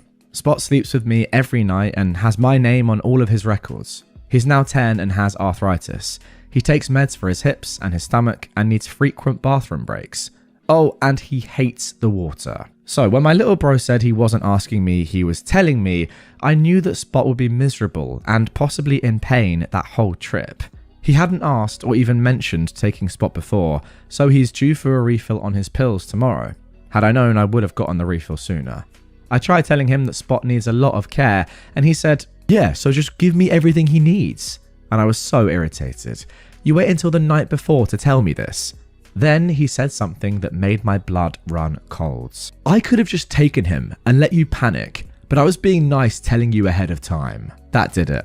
I don't know why, but every alarm bell went off in my head. I grabbed my purse, put on my slippers, and told Spot to get in the car. I drove to my fiance's house and slept here last night. I was going to move into my fiance's house this summer, but now I'm asking myself, why the heck am I waiting? Everyone on Reddit keeps asking me why I stay home, and right now, I can't remember any of the reasons that I had before. I'm done. My mum is staying out of it right now, and I'm glad because I genuinely don't care what she has to say. I know she doesn't want me to go, but I just can't take my entitled brother's little power trips. He can do whatever he wants to the house, punching holes in the walls, kicking the appliances, calling the house a dump, but I draw the line at him taking my dog without my permission. That's my baby, and I'm not going to just stand by while he does whatever he wants with my pet when I explicitly told him no, something that he rarely hears. P.S. I occasionally have asked my brother to let Spot out for bathroom breaks since he doesn't work until the afternoon, and his response is that he's always too busy to do that. He's given me no reason to trust him to care for my dog for even a few hours, let alone 3 days on a fishing trip. And also, one final edit here on the first post. My brother does not know where my fiance lives, and even if he did, my fiance's 2 huge German shepherds would devour him. Okay, so that was the initial post. Now, the great thing about this is that just 6 days ago at the time of recording, and remember I said that that initial post was made 6 months ago, we got an update. However, before we get into this, first of all, I don't think I've covered this person's stories before, but I feel like I really need to go back and have a look at their profile and see what stories and what accounts they've told about their brother in the past. This clearly is not the first post they've made, and I reckon there's probably quite a lot there. So let me know in the comments down below if after this you want me to go back on this person's profile and have a look at what they've posted on Reddit before. But without further ado, I'm excited to get into the update. As I said, just posted a few days ago and see what happened with Spot. Okay, so here we go. Let's get into the update. First of all, OP says, I would like to thank everyone for all their support, well wishes, and for reaching out to check on me and Spot. It was such a relief to know that so many of you would have had the same instinctual reaction to my situation. Yeah, I didn't give my thoughts there because, to be honest, it was pretty obvious. Spot is clearly your dog and would be in serious danger if he was left with your entitled brother. I think we can all agree on that. So, after many months, I finally have an update for you all. Firstly, my entitled brother has finally moved out. However, he didn't move out until the end of July. He was supposed to move out by May 31st, but my mother allowed him to push the date back twice. I wasn't pleased, but since I moved out abruptly in April, I couldn't let myself get worked up over it. I was focusing on making a safe space for Spot and myself. Secondly, since my entitled brother has moved out, my mother has made the house her own, and I am proud to say it's finally everything she envisioned it to be. The house looks immaculate now that my entitled bro isn't crowding her space. Actually, this is something that I'm going to have to go back and look at on this person's account. Was that talk about your entitled brother punching the walls and just trashing the house legit? I thought at the time it might be hyperbole, but wow, maybe it is legit. Anyway, let's carry on. She is very proud of all of her home improvement projects and always has something new that she wants to show me when I visit. She seems so happy. The only thing that concerns me is how uncharacteristically friendly my entitled bro has been acting with her since he moved out. More on that later. Thirdly, Spot is doing so much better since we went to live with my fiance and his 2 German shepherds. I think my fiance's dogs understood that Spot is older and not quite as athletic as them, but that didn't stop him from trying to keep up with them. After moving in, Spot's favourite pastimes include running around the huge yard, laying in the sun, and eating the little tasty nuggets that the chickens leave in the yard. Yes, I mean chicken poop. 4. If you have read this far and are wondering what took me so long to update, I do apologise for the delay, but I have a good reason. My fiancé and I bought our first home. We fell in love with a tiny little house in our ideal area and have been working on renovating it. I'm very pleased to announce that we moved in last month. And if that wasn't good enough news for you, here is the biggest announcement of all. We got married. After all the hard work we put into the house, we knew it was the perfect place for us to tie the knot. We invited his dad, his siblings, and my mum over, and we had a quick ceremony in our living room amongst unpacked boxes and mix-match furniture. It was perfect. But this wouldn't be an Entitled People post without some Entitled Bro stories. Here are some of the highlights, for lack of a better term, of what I've dealt with since my last post. I mean, surely go with lowlights there, but to be honest, I think for us, reading this and listening to this, they are going to be highlights. For the 3 to 4 weeks after I moved out, my entitled bro would not stop asking, "Where's Spot? Where's my dog?" over and over. Now, I just ignored him, but while I was silent, he said a lot of very revealing things, such as, "I bet you won't bring Spot back because you're afraid I'll do the same thing to you," meaning taking off with Spot. Now, I wanted to point out the whole reason I felt the need to remove Spot was because he threatened to take my dog without my permission, but I didn't waste my breath. At one point, he got so worked up that he said, "Fine, don't tell me where Spot is. I'll find out," which only solidified my confidence that I made the right choice. Secondly, a couple of months ago, he had information that I needed in order to help our aunt with a task. My aunt asked him to please send me the info so I could complete the task for her. Now, he said he would, but never sent me anything, despite how many times she reminded him. It got to the point where the deadline was getting close, so I had to call and text him multiple times. He refused to give me anything, saying I needed to apologize for being so rude because I had the audacity to ask him for the info. I decided to act fed up and told him, forget it, someone else can do it. I then asked my cousin Molly to text him, saying that she was the one to contact instead. He sent the info to her instantly, and then of course I had Molly just forward it on to me. The look on his face when he later found out I was the one who took care of everything for my aunt was priceless. He enjoys having things to hold over my head. The final thing I will mention is my entitled bro was a nightmare for my mother until the day he moved out. He went through waves of giving my mum the silent treatment, then angrily hounding her for ruining his life, to having personal pity parties and saying things like he was so depressed and he didn't want to live anymore. My mum got so fed up that by his moving out day, she had no pity for him anymore, just actually secondhand embarrassment. But then he did something very strange. He was literally in the middle of yelling at her and blaming her for all of his shortcomings when he suddenly broke down and cried, saying he was so sorry for what he put her through. All he wants is to be loved by his mum and sister, and asking, "What would you do if I killed myself?" My mum said she thought it was a miracle from God, and I tried to gently ask her if it wasn't more likely that it was just a manipulation tactic. She said she is choosing to believe that this is a sign that her son is finally changing for the better. I find it very hard to believe. So now he acts as if he was never the hexspawn that plagued our home for 8 years, and my mum is so happy because she thinks that now her son is reformed. I think it's more likely that he's just trying to stay in her good graces because he wants to use her as a safety net. My mum claims she would now never take him back in unless it was a true emergency, but I don't know about that. That is the only thing about my entitled brother that makes me uneasy to this day. Other than that, I have no interest in dealing with him and will not be including him in anything. He does not have my address, and my relatives know not to share it with him. Although I have had to deal with a lot of drama these past few months, I am so relieved that I left that tumultuous home life when I did. If I hadn't, I wouldn't have had a safe space for myself or Spot. I wouldn't finally have a home of my own with someone who loves me completely. And I wouldn't have married the sweetest, most supportive man I've ever met. I'm so grateful to be able to write this happy update on my couch in my home with my husband at my side and my sweet Spot laying his head in my lap. Thank you again for being here for me and for waiting so patiently for an update. I hope it was worth the wait. Thank you. Okay, so there we go. A fantastic ending to this one. I'm glad that everyone seems, well, you especially seem to be getting on well. Spot sounds really happy. You obviously are. And your husband, yeah, fantastic news. I do agree with you though. Like, there's no way that just in one sort of split second does somebody suddenly realize how horrible they've been for the past 8 years and go, oh my God, I'm so sorry. I just don't feel loved by my mum and sister. Well, maybe there's a reason you don't feel loved by your mum and sister, and that's that 8 years of just pure entitlement. There's no way that somebody could just do that for 8 years and then suddenly be like, oh, sorry, I didn't actually realize what I was doing all this time. No, I don't believe it for 1 second.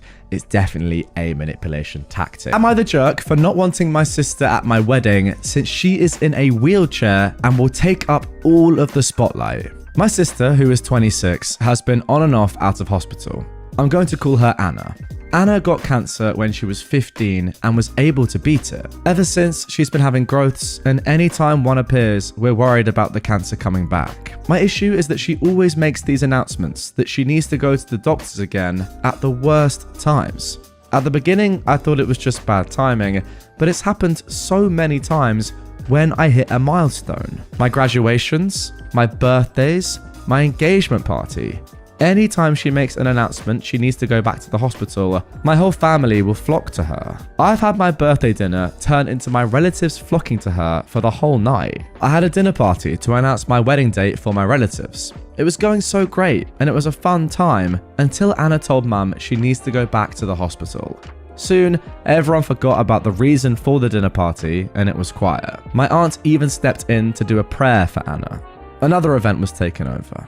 I went low contact with her after that. She was invited to the wedding and it's in 2 weeks. I learned today that she is on and off in a wheelchair from my mum. She's gonna need to take it just in case for the wedding.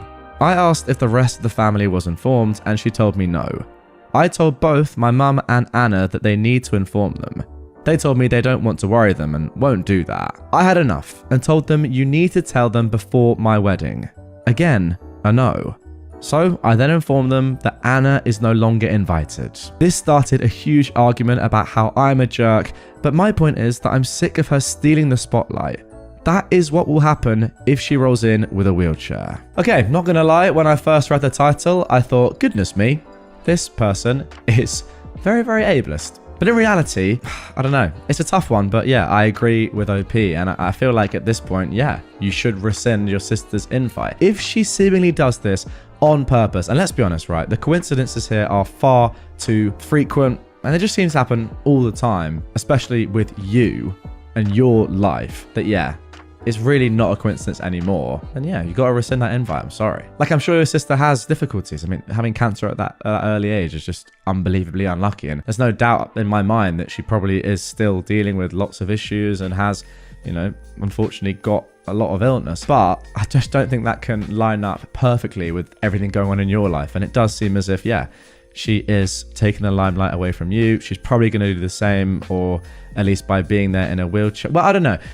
That's harsh. I think she should be allowed to go, but I get your point as to why you don't want her there, because you know that it's going to take the limelight away from you on your big day. Thinking about it again though, it does seem very harsh. Just because she's coming in a wheelchair, is that like enough to say she can't come? I guess the point is that you're asking her to tell people in advance so they expect it and aren't suddenly like, oh my goodness me, what's happened to you? All the attention on her, as it often is, as we've seen from OP's examples. So yeah, tough one, but OP, yeah, I think I can say that you're not the jerk here. Now for our next post. Am I the jerk for ruining Christmas and being upset that the only gifts I got from my family were joke gifts? For some background, my family likes to play pranks with Christmas and birthday gifts. It's nothing new.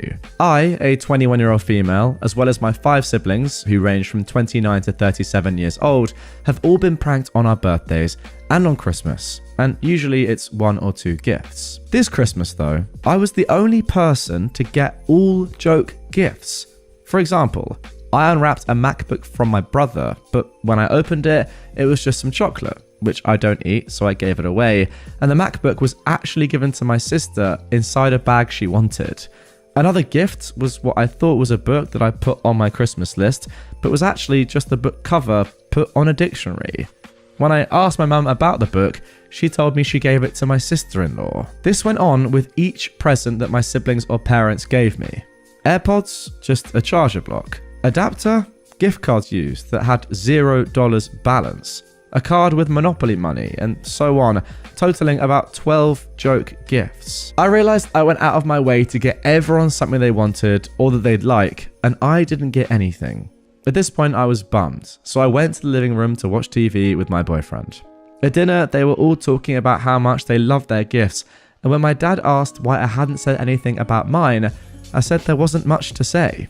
Everyone but my boyfriend laughed, and my mum said it was no big deal as everyone else also got some joke gifts.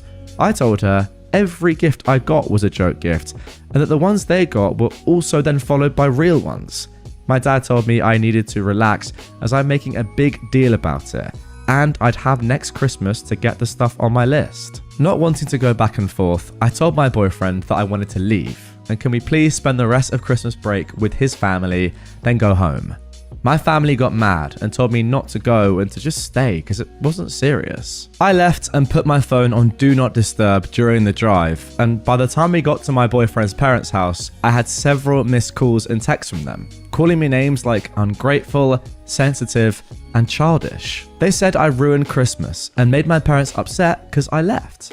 The next day, I exchanged and opened gifts with my boyfriend and his family, and one of the gifts I'd gotten was the book I wanted. That's the book my mum pretended to give me. I posted it on my Instagram story, and not even 0 minutes after posting it, my sister sent a screenshot of my story to the family group chat, and they basically got mad at me for leaving, telling me I ruined Christmas over some presents. They told me I owe everyone, especially my parents, an apology, because my mum spent New Year's sad because of my actions. Now, I just want an outside party to tell me if I'm the jerk here. Am I in the wrong for being upset about the gifts and for leaving?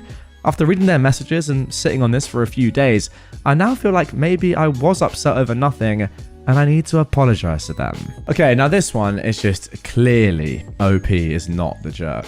Sorry, like that's not even up for debate. What sort of prank is this? I just don't get it. Like, it's not even funny. If you did it once with something small, yes, that would be funny. For example, I don't know if you have this in America or anywhere else in the world, but say you had, chocolate oranges, a very popular thing here in the UK, something that's synonymous with Christmas, kind of just a chocolate orange. That's what it says. It's not really orange, but it's like chocolatey orange, and it's lovely, and I love it. And it's a big part of Christmas, in my opinion. Funny joke here would be, put a tennis ball inside a chocolate orange wrapper and give it to somebody. And then that's a joke, and it's funny, it's lighthearted, and then give them a real chocolate orange after that. Don't fake give them a MacBook, fake give them the book they really want, fake give them AirPods, and then just not actually give them anything. How is that funny? Like, pranks have to be funny, surely. And this, therefore, isn't a prank, it's just bullying a member of your own family. Very, very odd. And then they go ahead and get upset when you leave. I wonder why. I want to pick out this comment from someone actually, which I think sums it up really well. I'll put it on screen right now. They say, do not apologize. Your family sucks and you've done nothing wrong. I would write something like this in the group chat. Happy New Year, guys. I understand that mum is sad that I left on Christmas, but you need to understand that you all made me sad on Christmas Day. I did not receive a single thoughtful gift from you guys. Not one. Every single gift I opened was a prank, where the joke was that you actually didn't get me something I would like, but instead you got something intentionally to upset me. My hope is that you all just didn't realize that every single gift given to me was meant as a joke, but it was. Every single one. It isn't being ungrateful to be disappointed in that, and I think you all know that. I am ready to move on from this disappointing Christmas and believe you that next year will be different, but I'll not be apologizing for leaving on Christmas when you all hurt me. And there we go. That is the perfect response. Don't apologize, whatever you do. Am I the jerk for not inviting my friend's husband to dinner because he eats way too much? My friend has been married for a year now to her firefighter husband. She is the only one in the friend group that is married. I usually host dinners every couple of months, and we're going to do a late one for the holidays on Friday. I usually invite him, but money has gotten tight due to the holidays, and he eats so much. I understand why, but it always results in me having to double recipes or I run out of food. So this time, I told everyone that I want to just do a girls' night. This means my friend's husband is not invited. If he isn't there, there is enough food for everyone without double recipes. She called me up, asking why I'm doing a girls' night. And I told her the truth, that I can't afford to make double for dinner and her husband eats a lot. She called me a jagoff, and now she's telling my friends why. Everyone is split, and no one is offering to help with the food bill. Okay, very interesting one here. And to be honest, I'm actually left with a few more questions rather than my answer to your question, OP, as to whether you're the jerk or not. Because I feel like there's a little bit of stuff missing, which is very imperative information to find out if you're in the wrong or not. First of all, does your friend's husband actually say that he needs to eat more food? Right? Does he say at the end of the meal, oh, I'm hungry, you got any more? Or is he just eating food that is there because you've cooked it? I know it works both ways. You cook more because you know he's coming and he eats more. But if there wasn't the food there for him, would he not just be happy enough just to have the same amount as everyone else? And then, yeah, maybe he can have some more later or have a snack later or whatever, up to his own discretion. But is he actually explicitly saying to you, I need or want more food? I think that's a big point, because if he is, then I do think that, of course, makes him and your friend the jerk. Whereas if he isn't, then can't you just make the same amount of food that you would for anyone else? I don't know. Now, second point I need to say is, why does your friend care that much if it's a girls' night or not? I mean, I think that's a pretty reasonable thing to host. Having a girls' night is fine. I don't know why your friend would then call you and ask why your husband is not invited. Her husband isn't invited because it's a girls' night. That I found weird. Now, finally, I don't know about saying to her that you can't afford to make double for dinner and her husband eats a lot, because that is just rude. I know it's factual maybe in your head, but that is just rude and unnecessary. I think you could have said something else, or just said, it's a girls' night, I want to do a girls' night. Because saying that, like, she's obviously going to tell her husband and he's going to be like, what? It's obviously going to play on his mind, whatever, and going to annoy multiple people by saying that. So I'm not sure you should have done that. So yeah, all of that combined leads me to get to a conclusion, which, to be honest, I can't quite get to. I feel like I need you guys to come in the comments down below on this one and help me out. What do you think? I mean, delving into it even deeper, no one's offering to help with the food bill. I think that's poor. If you've asked them. Because if you're the one that always hosts these nights, then, you know, people should help. Or at least, you know, financially help in some way. Whether they bring around drinks or flowers, I guess, or something. I don't know. It's up to your friend group, of course. But yeah, if you're making a lot of food and it's consistently you, then it would be nice for people to help out. I know it's not the done thing, but it would be nice. Overall, I would say that you're not the jerk, but you could have handled the situation better. And I think you just need to have a conversation, like a proper adult conversation with your friend and her husband to come to some sort of consensus, because there definitely is one there. You just need to find it. Am I the jerk for ordering food to go when my friend group wanted to split the check evenly? This has been an ongoing issue. I have a friends group that likes eating nicer food. Personally, for me, I'm fine getting something cheap on the menu. The issue is they always want to split the check. I've had the conversation so many times that I want to pay for what I ordered. It results in an argument where I have to bend or everyone is mad at me. I also make a lot more than my friends, so it always results in them basically calling me cheap. They don't get that I want to pay for my meal and that is it. Anyways, we went out to eat yesterday and they all ordered things that were around $30. I got the house salad and my total was around $12. They told the server to split the bill and I didn't want to fight about it again. I asked the server to add onto the bill an entree and dessert for me to take home. This resulted in my bill going up into the 30s. So they asked what I was doing. I told them I'm getting more food. They got upset that I increased the price they needed to pay. This resulted in another argument and they think I'm a jerk. Okay, I'm not gonna lie, absolutely love what you did at the end. That is just so good. Yes, it's petty, of course it is. But is it fair? In my opinion, it is. If you are spending that much less than other people at dinner, then you don't have to pay the same amount as them. And I don't actually think it matters if you earn loads more, because if you're spending like a third of what they're spending, then you should be paying a third of what they're spending. Now, if it was more like you were spending, say, $20, $25, and they were spending $30, then I'd say, okay, there's no need to be pedantic, just split. Yeah, you might pay a few more dollars than what you actually paid for, but that's part of life. And, you know, you're with your friends having a good time anyway. It doesn't really matter. It's a nice thing to do. But doing this and then doing what you did, I think is very clever. My mum always says, actually, now she doesn't drink really, and when she goes to dinner with her friends, they drink, and obviously alcohol is more expensive than getting a tap water or something, so she gets like a sparkling water, or a still water. Actually, I think it's a still water, but instead of getting tap water, she'll pay for a nice bottle of still water that obviously is nicer than tap water. Now you could say, is there a need to do that? Probably not.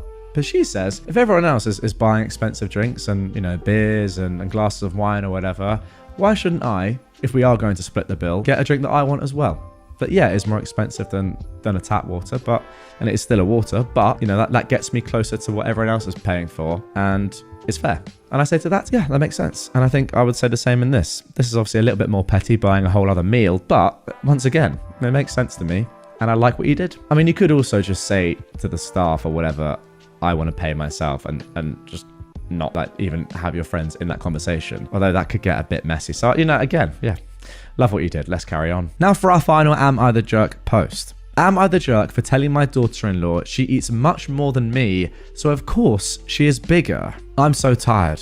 My son and my daughter-in-law are staying with me to save money. I cook and we have a serve yourself policy. The thing is, she'll eat a lot more than me. For example, I made chicken. I'd eat only 1 chicken breast and she'd have 3. Basically, she eats a lot more than me, and I don't substitute for lower calorie stuff.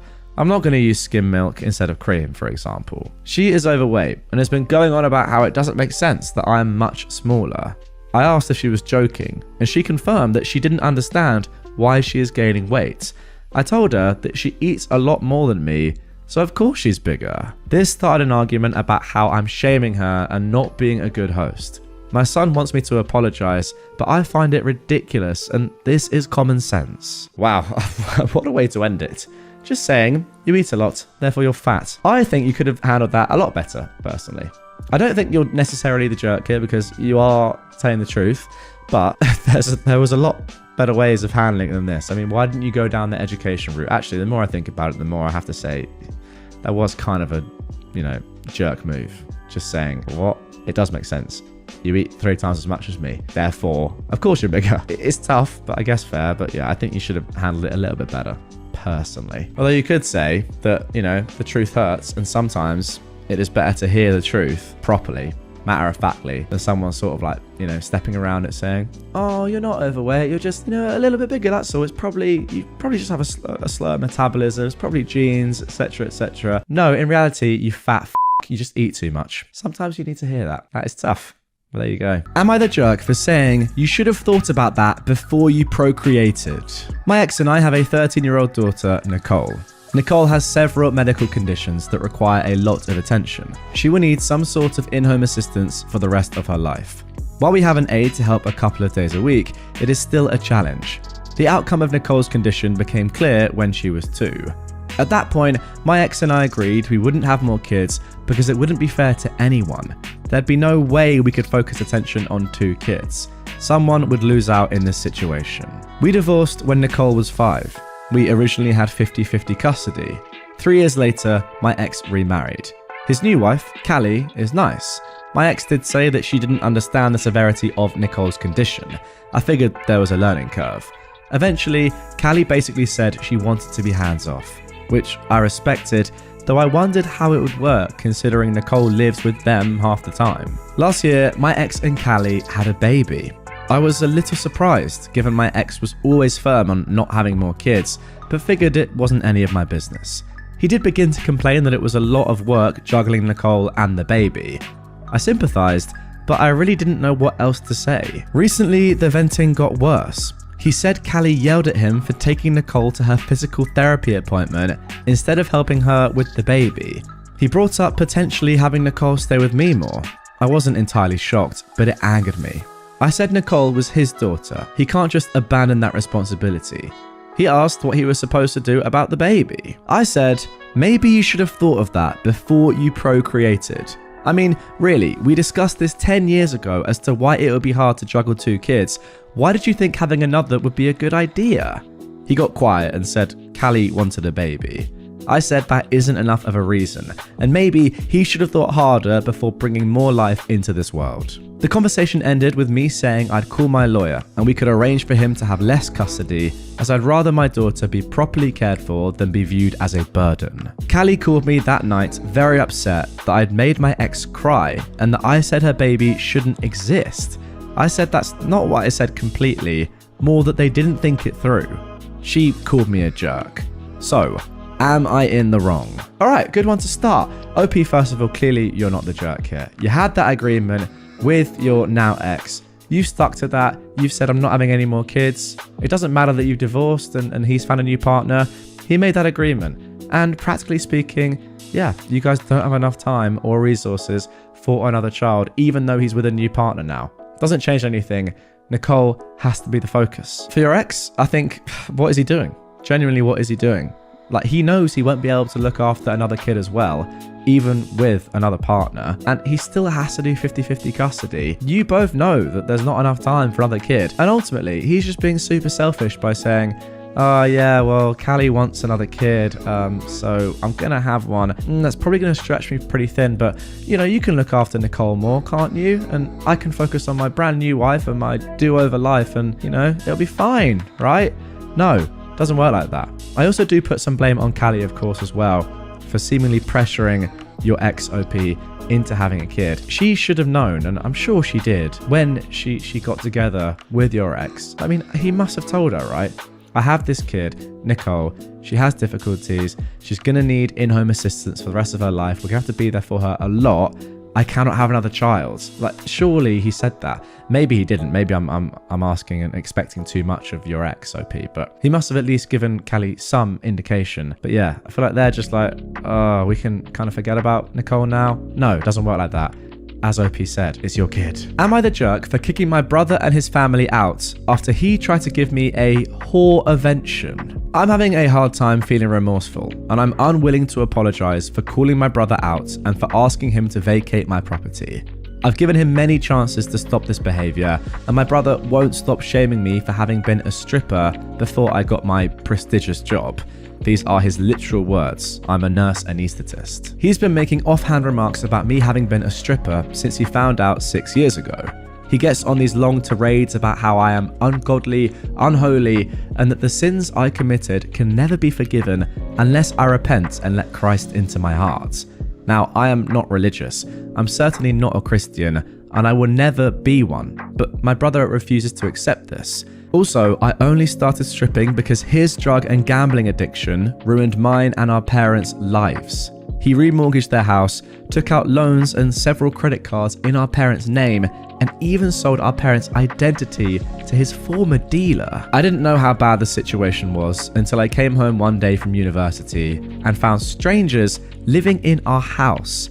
My father was too embarrassed to let me know why they were living out of their car. They also never reported my brother to the police because my parents didn't want him back in prison. Last time he went in for 2 years, and me and my parents were blackmailed to pay his prison debts. So, when I found out that my parents, baby sister, and baby brother were living out of their car, I decided to work as a stripper. I made good money, and with that money, I was able to house my family, pay off my parents' debt, my brother's debt, and put my younger siblings through college and university. During that time, I also paid for his rehab, and he got his life together. Now he is happily married, employed, sober, and with a child on the way. FYI, I paid for his wife's IVF treatments. Last Sunday, our parents invited some people over for a big catered dinner. My brother and his wife thought this would be the perfect time to turn it into what he called a whorevention and embarrass me in front of all the guests. I completely lost it. I was so enraged that I spent most of the evening cussing him and my sister-in-law out. I reminded him that I would never have been a stripper if he hadn't tried to ruin us. On Monday, I drew up an eviction notice and sent it to him. I want to cut all ties with him and his family. I am truly done with him. Almost everyone is telling me I am right in being angry, but that it's terrible to kick him and his wife out when they are due to have their first child in 9 weeks. My parents are begging me to forgive him, and honestly, I feel like I have been, and I'm being reasonable. I've given them 90 days. I'm done being called the whore of Babylon and the downfall of mankind. Yeah, this is just horrible to read. I'm sorry, this is absolutely disgraceful. After all you've done, earning all that money, putting yourself in probably, I mean, to be fair, you didn't say if you liked it or not, but I imagine that a decent number of people who have worked in the industry are doing it for money rather than pleasure. Maybe I'm wrong there, maybe I'm assuming, but that's kind of what I think. You've put all that work in, you know, put kids through college, got your brother out of a unbelievable hole, yet it seems like he doesn't care at all now. He has no gratitude towards what you did and is actually throwing it back in your face. Oh, you made me all this money and helped pretty much save my life and let us have children by stripping, therefore you're a disgrace? Right, weird.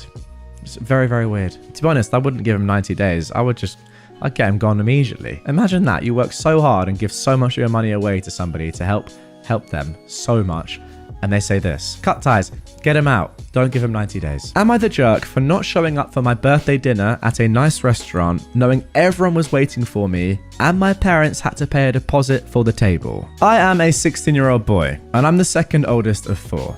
My older sister, who is 18, has Down syndrome and is medically complex with complex needs. She also has food allergies. My younger sister, who is 13, has a host of food allergies, and some of them are very serious, and she's also on the spectrum. Then we have my younger brother, who is 11. He has a lot of medical issues related to food and allergies that go along with it. We always try to make sure places are accessible for them, especially because my older sister is in a wheelchair. Well, sounds like you have some phenomenal genetics going on in your family, OP, is all I'll say. Anyway, this does mean I can be overlooked. It does mean making sacrifices, or accepting that things will never be as far as it would be for a kid in a family with less extra or special needs. I'm used to not getting my favorite dishes, and I'm used to not getting my top pick for vacations because my parents don't think it's accessible enough or autism friendly enough. I'm used to my siblings never getting turned down for that stuff. After a while, it became something I expected. I was lucky that my maternal grandparents tried to make up for it when they could, and my best friend's family would also include me in their family for stuff like meals out. My favourite restaurant in our city is this Indian place. My favourite dish is their samosas. I never get to eat there with my parents and siblings, and we never get takeout from there because it's not deemed safe for all my siblings.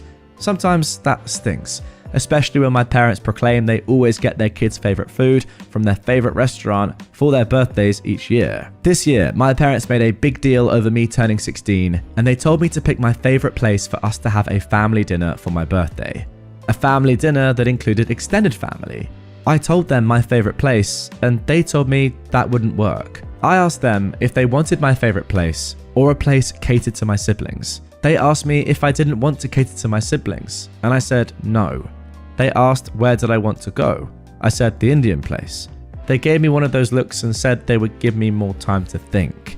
A couple of weeks after, they asked me where I wanted to eat for my birthday, and I told them my answer had not changed. They asked if I could really enjoy my birthday knowing it wasn't accessible and safe for my siblings to eat there, and I said yes, since it's meant to be my birthday, and they wanted me to say my favourite restaurant. They told me they would book the family favourite, and went ahead and did that. The family favourite has nothing I actually like, I just tolerate it. They had everything planned, invited everyone, and when the evening came for the dinner, I just didn't go. My parents are furious with me. I had everything taken for a week, and they planned to continue the punishment in some way. My grandparents defended me, but my parents said I was rude. So, am I the jerk? Okay, you are definitely not the jerk, OP, and to be honest, I just feel super bad for you. This is a terrible situation to be in. Now, from your parents' perspective, I get it, it's tough. They obviously have children that need a lot more than you do, but that shouldn't mean that you just isolate a child completely and don't listen to them at all. The fact that you've said that you're barely ever allowed to go or just never go out to your favorite places or do your favorite things with your family, it has to be only with other people, is such a joke. Surely, like at one point, your mum could go out with you to the Indian restaurant. Your dad can stay at home and look after the kids for one evening, or just get a babysitter or something, go out on your own with both your parents to your favorite restaurant, so therefore not putting your siblings at risk, and enjoy yourself. Now, with vacations, family vacations, I understand it a little bit more. Like, you do have to cater to all the children, and that is going to limit where you can go. I think you probably understand that as well, OP.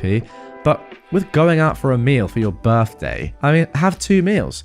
Have one where you go out with your siblings. Have one where you go out with your parents and mates or whatever, and people that don't have, you know, allergies and stuff like that, and have a great time at your favorite place. I don't see why that's that hard. Ultimately, the blame obviously has to lie with your parents, who are just completely ignoring your wishes. As I said, fully isolating you from the family. And thankfully, your grandparents are picking up a little bit of the slack, but it's not on them to do this. It's just disgraceful. Oh, to be fair, OP has said below that his best friend's parents even bought him a gift card for the restaurant so he could go out with some of my friends. And his grandparents made sure I was celebrated in a way that actually celebrates me. So, I mean, these people know what to do, and they're not your parents. Your parents, as I said again, are a disgrace.